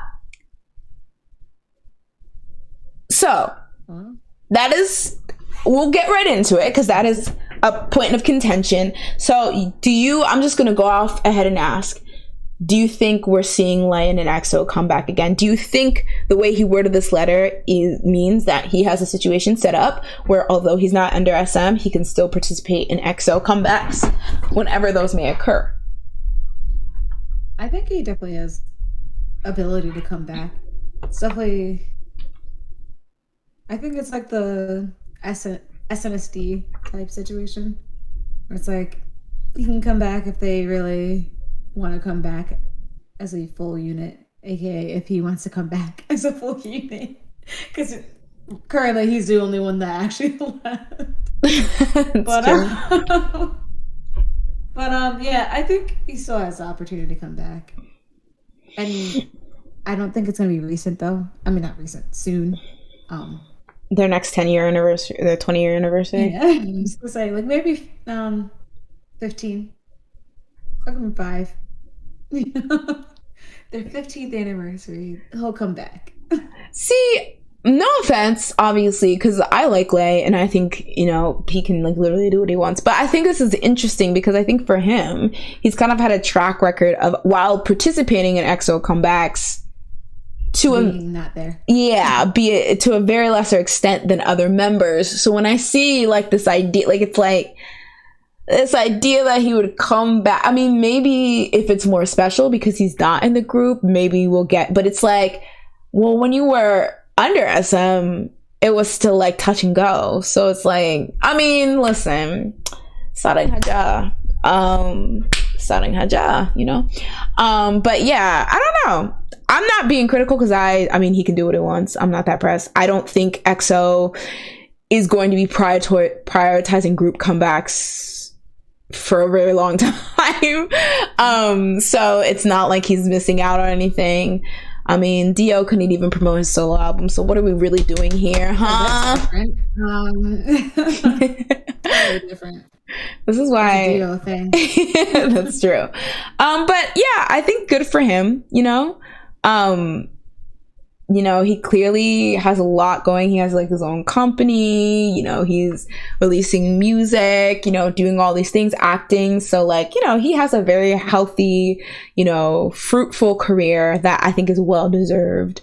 So good for him. I think it's interesting though, because I remember when Chris, Luhan, and Tao left, there was a lot of very toxic hate towards him. Yeah, 3 different situations. 3 different toxic responses. I mean, one's in jail, so I mean, he's Chris in jail. And now that I look back, I'm like, wait a minute, maybe I was right on here. Just saying.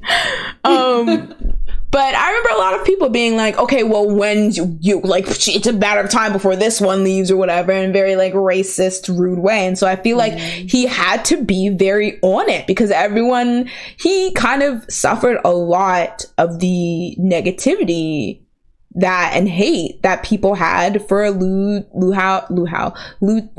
Chris, and Tao. As even though he was the one who stayed, so it doesn't really make sense. But a lot of people projected onto him. But yeah, so yeah. Did he really? Because I feel like he was there for like a year. He was like, all right, I gotta I mean, he probably was like, I don't care. And then he was like, oh, wait a minute. I make how much money in China? That's true. Okay. But the thing is, I will always say, I will go up for Chinese idols that, like, you know, because the thing is, realistically, how famous can they get in Korea?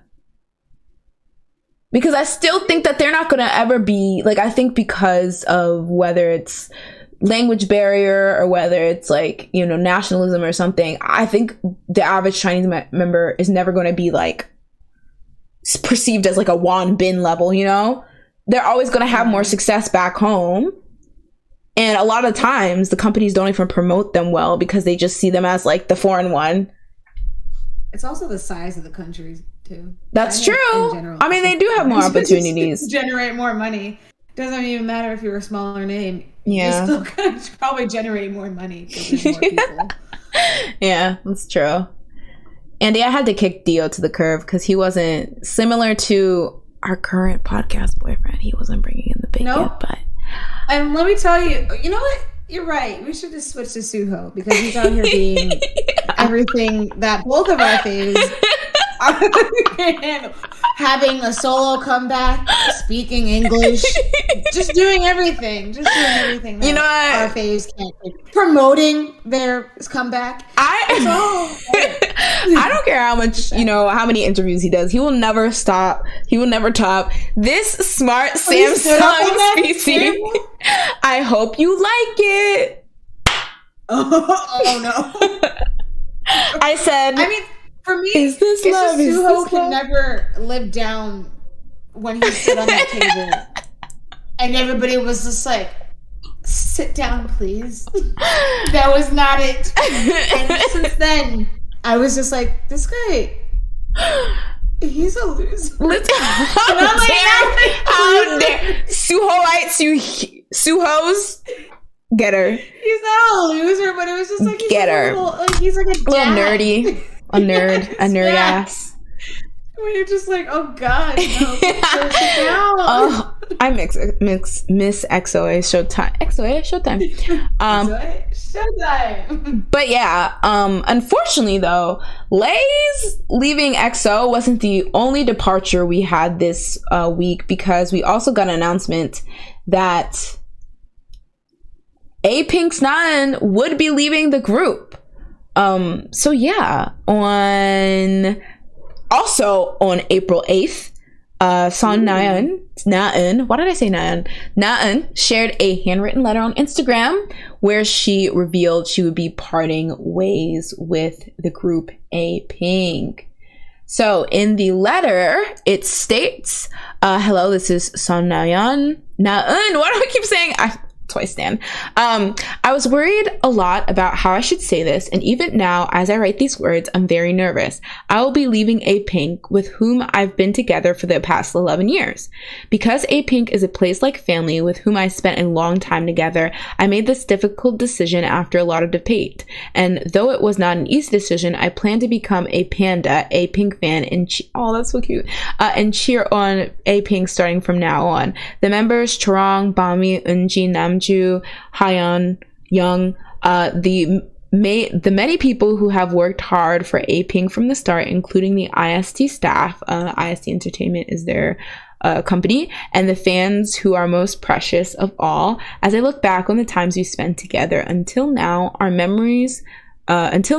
memories, there is no way to express all my feelings through words, but I want to sincerely thank from the bottom of my heart everyone who made my teens and 20s the most radiant. Why am I crying? This is so beautiful. Who gifted me this happy time. I will engrave the name Apink Naeun, oh my god, in my heart, and I think showing you better things. This is the most beautiful freaking departure letter I've ever read.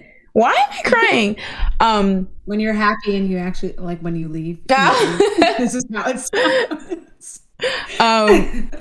Where was I? And I think showing you better things in the future so that I don't bring shame to the name is one way I can repay you. Please give lots of love to Apink, and I too will sincerely be rooting for them. Up until now, this has been Apink's Naeun. I'm crying. That is the most beautiful. I'm becoming an Apink fan. I'm a pink panda now. That's cute. Weren't you always a fan? Weren't you like? I mean, I guess it's like the end where I'm officially transitioning to fan because I'm no longer part of the group. That's so cute. Y'all, are we crying? Okay, yes. I'm crying. Yeah, so the company confirmed that she'd be departing, and that starting from Apink's, I believe they're releasing an 11th anniversary fan song on the 19th. So starting then, from now on, they will be promoting as five-member group. And Chorong, the group's leader, also released a statement, and it was very, very beautiful. She was very much, cheer on both of the groups. We're moving on as, 5 members. But I think it's interesting because earlier this year, back in February, there was a bit of drama when it was revealed that during Apink's February comeback with the song Dilemma, that while Naeun would participate like in the music video and in the song, she wasn't going to promote with them. And that caused a lot of drama, with a lot of people being like, oh, this, that, and the third, criticizing her and her loyalty to Apink. So do you think we're going to have any haters resurface from that era and criticize her leaving Apink to become what I'm assuming to become an actress? She's under YG right now as an actress. Do you think she's going to face any backlash? No, except, I don't know, maybe the YG thing.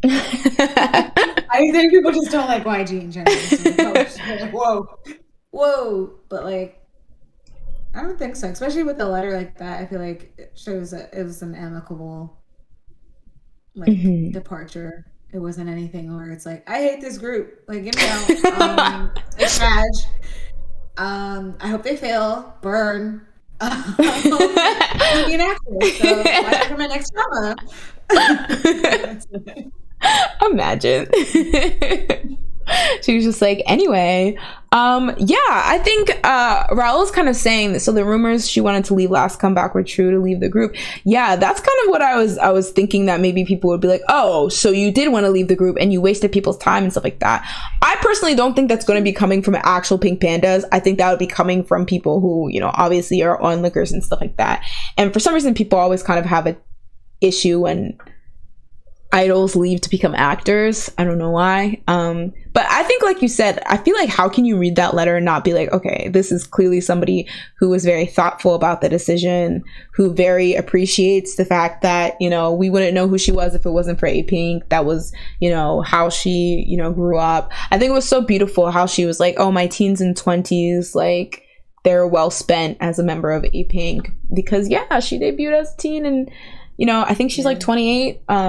But yeah, it's like 20, maybe 7. But it's very, very beautiful. Oh, Andy makes a good point. While YG the entertainment company is considered trashy, people think their acting department is quite good. So hopefully. What do they have though? I don't know, honestly. I don't know who has one at this point. Yeah. I mean, it was very, very, like, I don't know, because I just, like, I'm gonna do the spiel. I've done the spiel ever since, like, when Sully left FX. People have to understand that not everyone sees being an idol and being in an idol group as a lifelong career.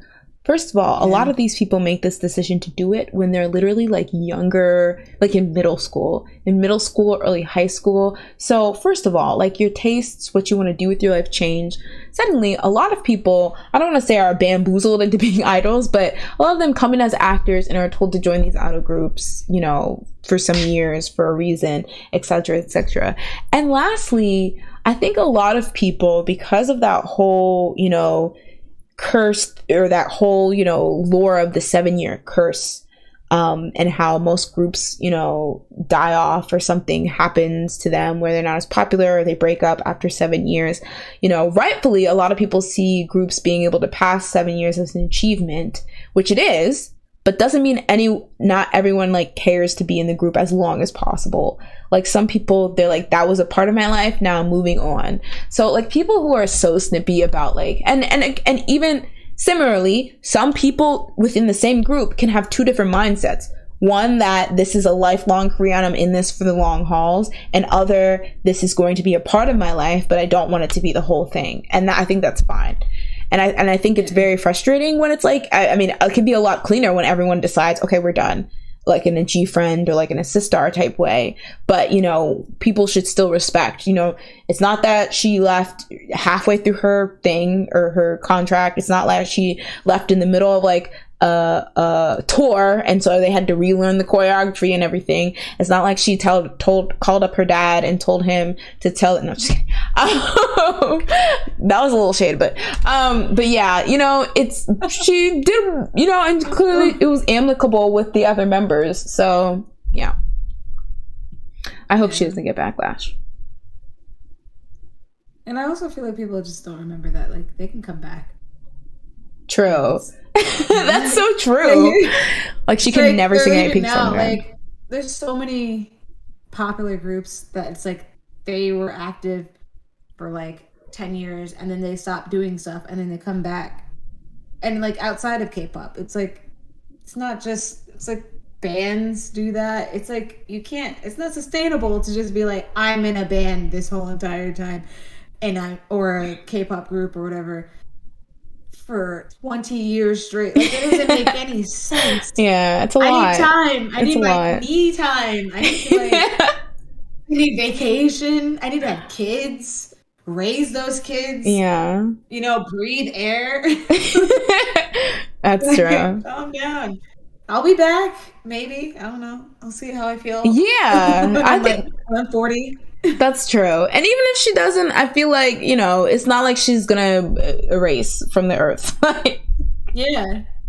So, but good luck to her. Good luck to Apink. You know, I love the fact that they're like, you know, still together though, and they're still moving on as five. It's really cool that they're like have been like a girl group that's lasted so long, you know. Yeah. But yeah.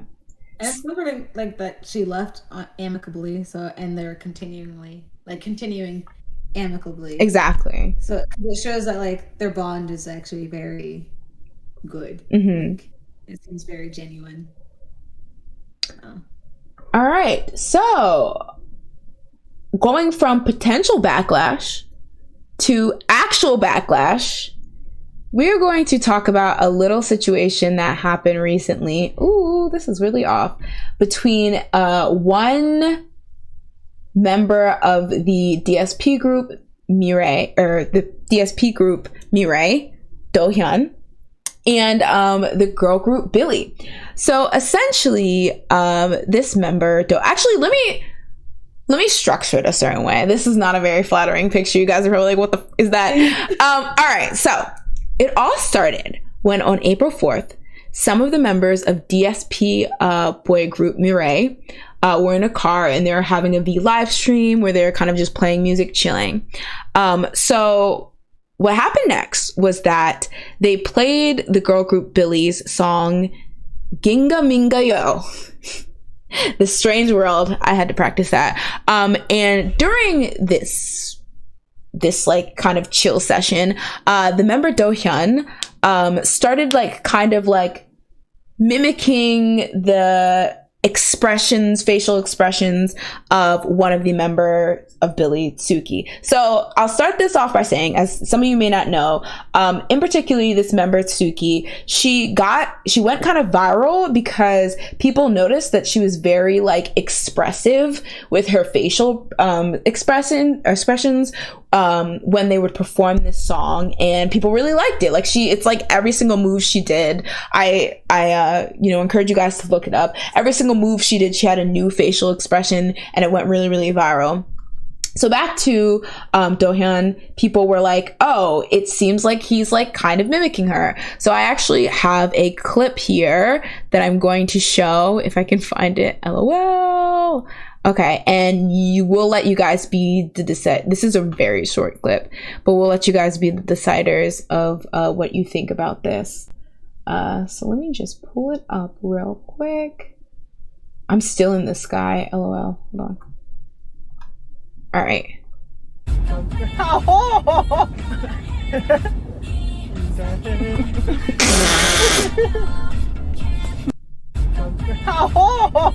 Okay, one thing that I thought was really funny that people pointed out is that I'm not too familiar with the members in Mirae, so I'm not sure what this member's name is, but the one with the blue hair, it seemed like he knew that this wasn't it. Like, slowly you can see in his eyes him being like, oh no, this isn't it. You finna get dragged, G. Like, I don't know, that was the vibe I was getting from his expression. But yeah, so he did this kind of over exaggeration of the dance moves, and it ended up a lot of people started talking about it, including like her fan sites, her fan, and people on the internet, and they were just basically like, this is very, very like disrespectful, it's not funny, like it was very tacky. And it did actually result in him issuing an apology, both on the group's Twitter account, I believe, and I think he did a V Live as well. So the apology read, let me see. There we go. The apology read, do I have the translation? Okay. The apology read, the apology blue. No, just kidding. The apology read, hello, this is Mirae's Do-hyun. I would like to apologize regarding the On the Way Home V Live broadcast from April 4th. First, I deeply apologize to the Billy members. I also apologize to the many people who saw this video and felt uncomfortable. I conveyed my apology to the Billy members through my management agency, and I also plan to apologize directly. I'm sorry that I have given many people cause for concern through my thoughtless behavior, and I will be more cautious and careful in all matters in the future. I will gladly accept all the criticism that has been made of me, who is still lacking in many ways. Once again, I apologize. So, what's the tea? What do y'all think? I mean, this is pretty much resolved. I just wanted to point it out because there was a couple points that I thought was interesting in terms of the overall thing. But what did you think of the video of when he was doing the moves? I said, oh, dang, what'd she do to you? He was like, I mean, she is she's very expressive. Because I like watch a video of the thing, and she's very expressive. I don't think it warrant. I don't know. I thought it was kind of funny. She's kind of very expressive with her things, where sometimes it can be a little over expressive, but like, I don't know. It just seemed like I wouldn't expect an apology for that. I just said. I can see the funny. Like, it was very overreactive. Like, he was just mimicking her. Mm-hmm. It's a mimic. You overreact. Like, you overact when you like mimic somebody. Mm-hmm. Usually. I don't know. It just, to me, it wasn't something I would be up in arms about. I can definitely see like the apology.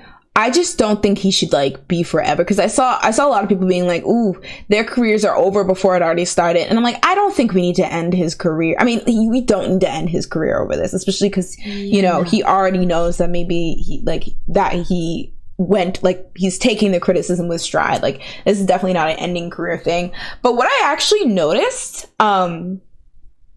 was that a lot of people were kind of bringing up the kind of long-standing, I guess, criticism, and I definitely see this amongst I fans. I don't know if this is a thing amongst K fans or whatever, but that they feel like when it comes to male idols doing female idol like dances and songs and stuff like that, a lot of times it's done like in a very disrespectful way, in the sense that like it's often like made like in a mockery, or it's just made to be really, really silly, when a lot of the times when girl groups perform boy group song, it's in a lot more earnest, and it's a lot more, I'm doing this performance to be like to make it look good. Now, I feel like we live in a society thing where it's like, well, I'm a boy performing a girl song or whatever. So obviously this is funny, right? Because I'm in a skirt or whatever.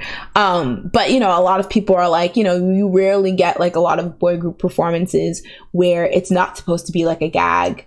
You know, like the legendary Joe Kwan, when he's given a girl group song, he performs, all right? He's like, this is a performance. He's like, where are the heels? I need the corresponding heels because I'm also wearing them and stuff like that. Versus maybe like I think when B2B performed Dum Dum by Red Velvet, it was definitely, you know, supposed to be more silly. So I think a lot of people, you know, I think he definitely got backlash in the vein of people being like, we're tired of like boy groups making a mockery of girl group stuff, and it's annoying. But I think similarly, I don't think he needs to like yeet out of existence for this, and he already apologized. I just find it weird when people put, I don't know, like that's a valid argument, but it's just like, is that what he was going for? It seems like he was just mimicking her over, like, I don't know. She seems very expressive with her face, like when you watch like her actually performing it. I don't know, like maybe he might have been doing that, but like when you, I don't know, I always find it weird when people extrapolate a situation. Yeah, it's like you put words into someone else's mouth, kind of like kind that's of fair. It's like you don't know what they're doing. Like, he was probably just like, she's always so overreacted. Let me just do like how she's just like very always like making these faces. Not like, oh well, it's a girl group. This is silly. Also, her faces are like crazy. I don't know. Like it's weird.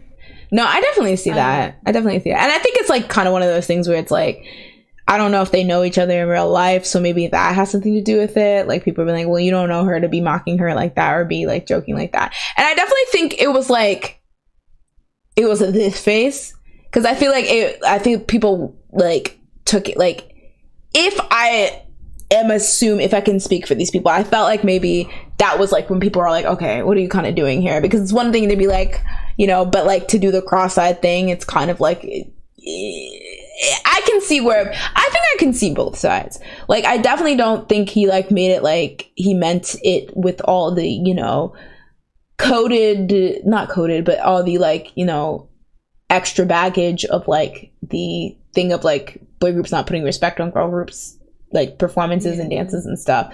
But I can also see people being like, okay, that's a lot. Like crossing your eyes and stuff like that. But what's her name do something similar? Who? With her face, Juwon. Who? How was her name? From the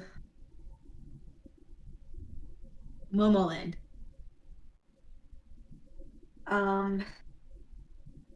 The blonde girl, Juwon. Oh, Jui from Momoland? Jui, there we go. Yeah. What'd she do? I feel like she made a lot of funny faces too. Like I'm like, she was very like in like she was. Oh yeah. She made funny faces. Like I'm wondering, like if he did her face like that, would they also be like? I don't know. I think people are also pretty protective of her too. Like I don't know how true this is, but I read somewhere that somebody said that she was kind of self-conscious about her expressions or something like that.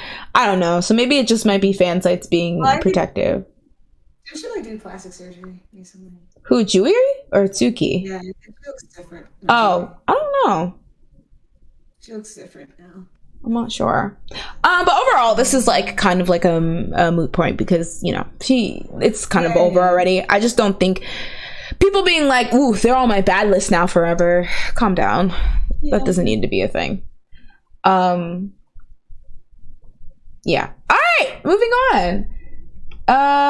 So that was actually it for the hot topics. So we're gonna move to the hot comebacks. Starting we're gonna high speed scrub it, but starting with Big Bang Still Life. Big Bang has made their super long awaited comeback with the song Still Life that dropped earlier this week.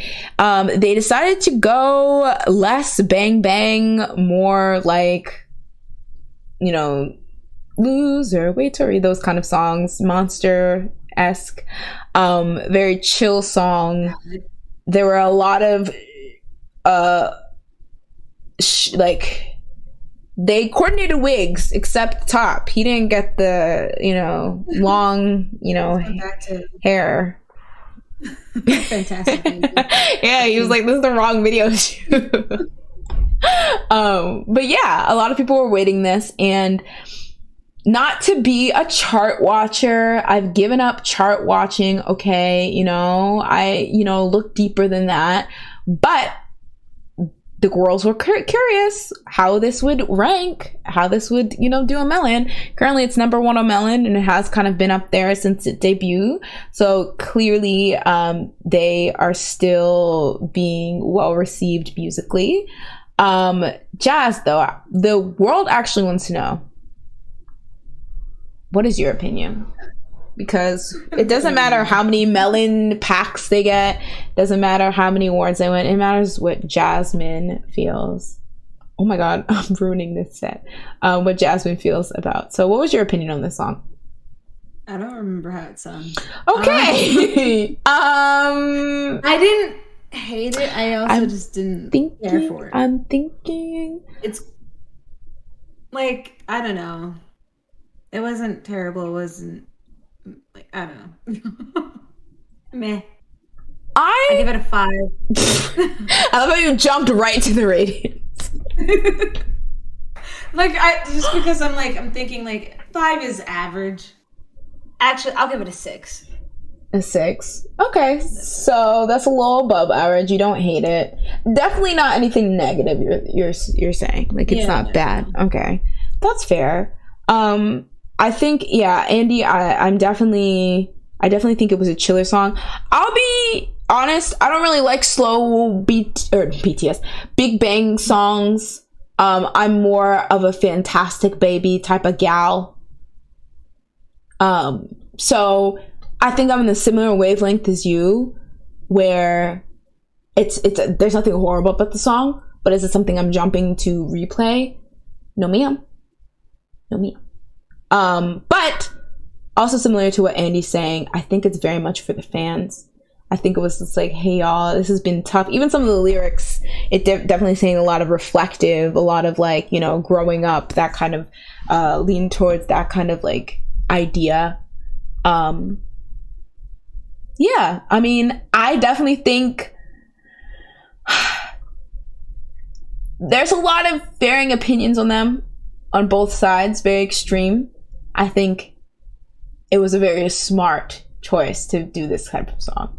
I'll say that. Yeah. Not saying that their way. Yeah. It's like if you're gonna come back, go for the classic type of music, Oh, sorry, Celine, I missed this message. You said, I like that we have female idols like Billy Tsuki and Everglow's Mia with different facial expressions. I love that. When I first watched the Tsuki video, the one that the screenshots were for, I was like, oh my god, I love this. It's fun. She's so fun. But yeah. So what are we rating? You said you'd give it a 6. I think I'll give it I don't know. 6 is such a hard. I think I'll give it a 6 too. I think that's a fair interpretation of what I feel. Like, it's like I'm hoping they're coming back with something else soon, because I would like a ratchet, chaotic, bang, bang, bang, big bang. But I don't know. Maybe this is their new feel. Not that they haven't done slower songs like this before, but they're older. Top's not in YG. Who knows? Yeah. Leanne says, I'll give it a 7. Ooh, okay. So that's a bit more, I think that's more positive. So you liked it. It's something you would listen to again. Ooh, Scout says they dropped the word goodbye in there multiple times. Something tells me they might not last too much longer, especially after Top's letter. Oh, that reminded me. I meant to write down Top wrote a letter, or he wrote a message to fans after this song dropped, but I forgot to get it. Why'd you confirm this isn't the end of Big Bang? Because apparently stock shareholders were panicking or something. But was YG's just like, was YG's be like, stockholders, or I don't know, because I don't know. I think that Big Bang's one of those groups that will like last forever, but like not necessarily be active, super active. I mean, we just had like, what was it, a 4-year period of them not releasing anything. Was it 4? Was Flower Road the last thing they did? Yeah. That was 2018. What? I said I wish they went for something like that. I actually like Flower Road. It was like more upbeat. It was kind of like Loser-esque type. Like a rocky ballad? It was like, upbeat ballad? Yeah. Up-tempo ballad? Yeah. Yeah. I wish there was something like that. But maybe the next one, maybe they're like easing their way and they're like ballad, rock ballad, or upbeat ballad. Fantastic Baby. Okay, that's a little jump. Will we ever get another Fantastic Baby? That's what I want to know. We gotta ease our way. Well, Bang Bang Bang was fantastic. No. Yes. Post Still Life. Will we ever get another Fantastic Baby? We have another 7 by Andy. Okay, so, well, I guess we're all around kind of the same range. This like kind of it was an okay song. All right, speaking of songs. That wasn't a good transition, but y'all, I'm running off. Speaking of music. Okay, new title. We have the podcast boyfriend. I'm giving Ive the podcast nieces. How dare you make that face? You mean Espa? Oh no! Podcast nieces. There's not enough native sacrifices in the world. I could be yours, nieces, and then mine. No, we tried having 2 podcast boyfriends that didn't work because they were both unemployed. Well, Shimon's he's working on something. I'm praying. We just don't know what it is. I'm praying to Kwangya. Now this, we love you. She's like, I can't do miracles. It's not AE. You're not in that world. I'm sorry. God. Kwangya's not taking you. Not me dying. The podcast nieces, have come back with a new song, Love Dive, following up their hit 11, which was not about them feeling 11 years old. It was them feeling 11 on a scale of 1 to 10. I'm the only person that thought that. You aren't. I've seen that. There's an English version of it? Oh, I'm not? Oh, okay. So I'm not alone on that. There's an English version of 11. Like the demo?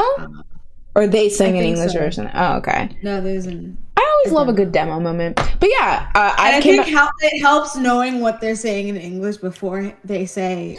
It makes sense! 1, 2, 3, 4, 5, 6, 7. You make me feel like... But like, where are the other numbers? Why would you make me feel like 11? 10? Why would you specifically want to feel 11 years old? 8, 9, 10? Why would you specifically want to feel 11 because years old? Every year you're aging up. You're like 1, 2, 3, 4, 5, 6, 7, and she's like, "Wait, I'm 7 years old, but you make me feel like 11." So, all right. So we're just saying things. All right, y'all. But the podcast nieces came out with a new song called Love Dive, following up their hit 11. And I just want to talk about it. I did not like it as much as 11. I'm gonna be honest. Nieces, listen. Great singing. And that's why they can't be the nieces yet. No! They're giving niece energy. The application okay? is still pending. They're giving big niece energy. It's still pending. Listen, I gotta at least 2 songs. I know 1 song by them. They only have 4, so there's not much we can pick from. And yet I only know 2, and one of them that's because you refuse to listen to the B-sides. That's not our problem. All right. I think I did listen to the B-side first. They definitely have a girl boss, gatekeep, gaslight, greenwash, energy, which I like. This song, narcissistic, and I love... Great part. Oh yeah, that part is good though. Great part. My nieces. That got me. But I don't know the rest of this. The rest of it, questionable. I will force myself to like it. I'm just kidding. I'll probably give it a couple more listens. It definitely has enough interesting in it for me to want to listen again. Now, Jazz, you brought up a really interesting point, which the nieces, half of them are minors, all right? Majority of them are minors. I don't know about that dance break. They're on the floor. I don't know about the dance break, all right? The only, Starship. as you pointed out, the freaking person that's 18, the only 18. Oh, yeah. And it's funny because like when I was watching it, I was like, I wonder if that's the one that's the oldest. Yeah, Yujin, they had her in the front. Why else is she in the front? Everyone else is in the back, like in the shadows. I'm also on the floor. I am with her. Not the shadows. Sure. But another thing that we put it out is that I don't know if you guys have been seeing these infamous Miu Miu outfits where it's like a crop sweater and a like dinky skirt. They were wearing the Miu Miu. They were wearing the Miu Miu outfits but cropped, and I was like, again, I'm glad you added some fabric, but remember they're nieces for a reason. So Starship, let's not. So that's a good point. None of them are legal. Well, I can't count right now, so I'm not even going to try to. Well, they're all minors, okay. But I think Yujin would technically be 19 Korean age, right? Mm-hmm. Yujin would technically be 19 Korean age, or is it 20 that's legal? I don't know. Either way, it was sus, because even if they are legal, they're all very young. So I'm just like, get them up off the floor, you know, cover the midriff. These are children. Stop. But yeah, the nieces are eating no crumbs left. Let me do a melon watch real quick. Let me be a toxic chart watcher and see where the nieces are right now. I think I checked earlier this week. I mean, earlier today, and they were pretty high, as they should be. They're number 4, right under. Oh yeah, no, 5, right under Ganadara, whatever that song by IU and J Park is. Feel My Rhythm, and Tomboy. Feel My Rhythm. Tomboy and the Big Bang song. So, you know, they're eating no crumbs left. I love my girls. Yay! It was okay. It wasn't as spicy as 11. Did they already abolish it? I thought they were only in talks of abolishing it. Dang, I need to read more. But either way, very young girls. Let's not have them on the ground. All right. Lastly, for the last song, we're actually going to take it over to Jazz because I did not listen to the song. I'll be honest. Honest is the best policy. We're talking about not live. Suit or Gray Suit. I was about to say Suit and Tie. Gray Suit and Hurdle, 2 songs that Mr. Saranghaja himself, Suho, released as a solo comeback or debut. Comeback. Yeah. All right, Jazz, take it away. Take it a slay. Came back. There are 2 songs. Suho came back with 2 songs. You don't listen either, y'all. The first one. I watched them both. One of them I liked a lot more than the other. Gray Suit was like more of like a ballad. Yeah, it was a ballad. And then Hurdle was more upbeat. It was more like, I don't know, it was just upbeat. I liked it. I guess he was just trying to show 2 different sides, because I think his first album was like more of a ballad. Yeah, it was like more ballads from what I remember, and I wasn't really interested in it. And I felt bad when he came out with Gray Suit. I was like, oh, I'll listen to it because EXO. So I listened to it, and I was like, nope. But then I saw that he was coming out with Hurdle, and I was like, ooh, wait, hold on. And it's pretty good actually. Like, I definitely will probably add it to my it's getting the ad playlist. Gray Suit will probably stay behind, but like Hurdle was Hurdle is good.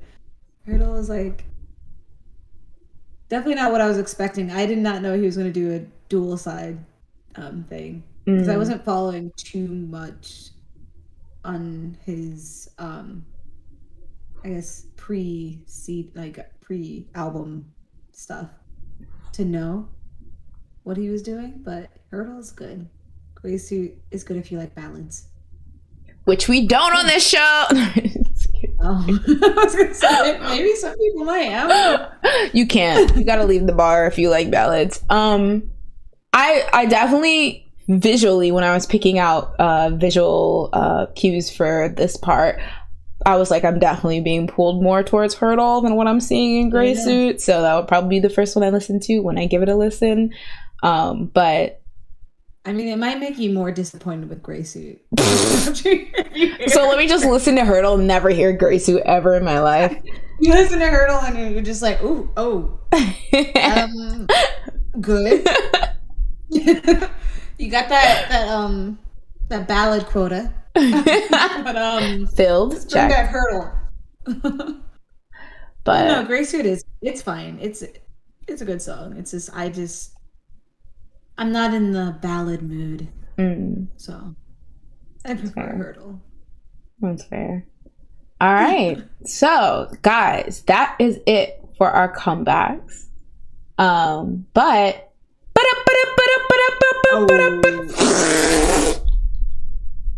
it's funny because as we finished, I was like, maybe I should look up what she I was actually going to skip it because I never asked you, but I thought maybe. We're homeless. Let's be honest. Schumann is not bringing the bacon. It's because he finishes his play, and then, wait, what is this? What's happening? What am I looking at? What? I'm looking at a video, and I'm like, is this like now? Did this happen now? Because they put like Schumann main rapper, and I'm like, wait, there's only like 5 people on the stage. And I'm wondering, is it like only the 5 people that are left? Wait, is it an EXO thing? What are you talking about? Yeah, an EXO thing. Hold on. Wait, can you send me? This looks weird. Wait, hold on. No, I think this has to be old. I think I see Chen. Not the ballad slander. This? Hold on. I'm so confused. Did they have a concert? What was I doing? Okay, so this is why he can't be the podcast boyfriend, because you're not even following what he was doing. We gotta ask him. I saw somebody was like, why am I having trouble with what is that thing that they use for live? Be Live? It's not Be Live. It was something Bubble? else. No. It was called something else. And like I was like, why are you trying to watch that anyway? Did they come out with anything? But I didn't follow up. Oh my god. I'm like, wait, did guys, they have a concert? Universe? Is that the song? The song? Wait, That's what's Universe? Leanne says Universe, question mark. Hold on. What is this? Hold on. Let me go on their Reddit. Give me a second. Listen, we're doing the JJing it while you're going on Reddit. He didn't do anything. He didn't do anything. Wait, he didn't do anything I seen, but his co-star Hoyeon, she was recently in yes, okay. Podcast boyfriend and besties. She was in the new Weekend music video for some Weekend song that I did not know, but she looked good, and her and the Weekend looked really cute together. Isn't the app? Oh, is it an app called Universe? Is it Universe? Hold on. Beyond Live. They did a Beyond Live fan meet. Apparently. Oh my god, guys, I need chapstick. My lips are so dry. And I think they sang. I can't wait. Upset. I can actually. This doesn't make any sense. It's like V Live but more exclusive. Thank you for the tea, Leanne. It's like V Live but more exclusive.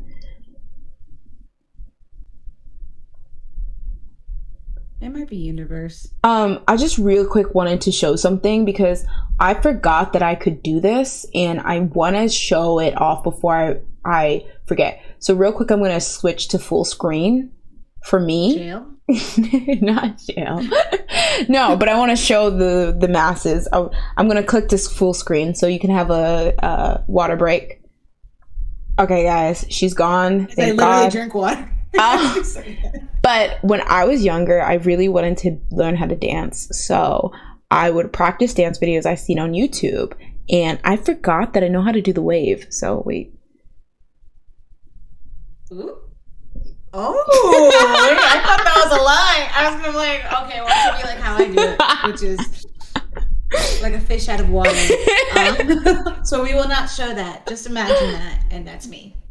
But we'll have an official breakup ceremony next week for Xiumin, and then we breakup ceremony.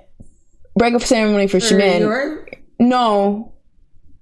For whatever his name is. Wait. The one that you never have anything because breathing.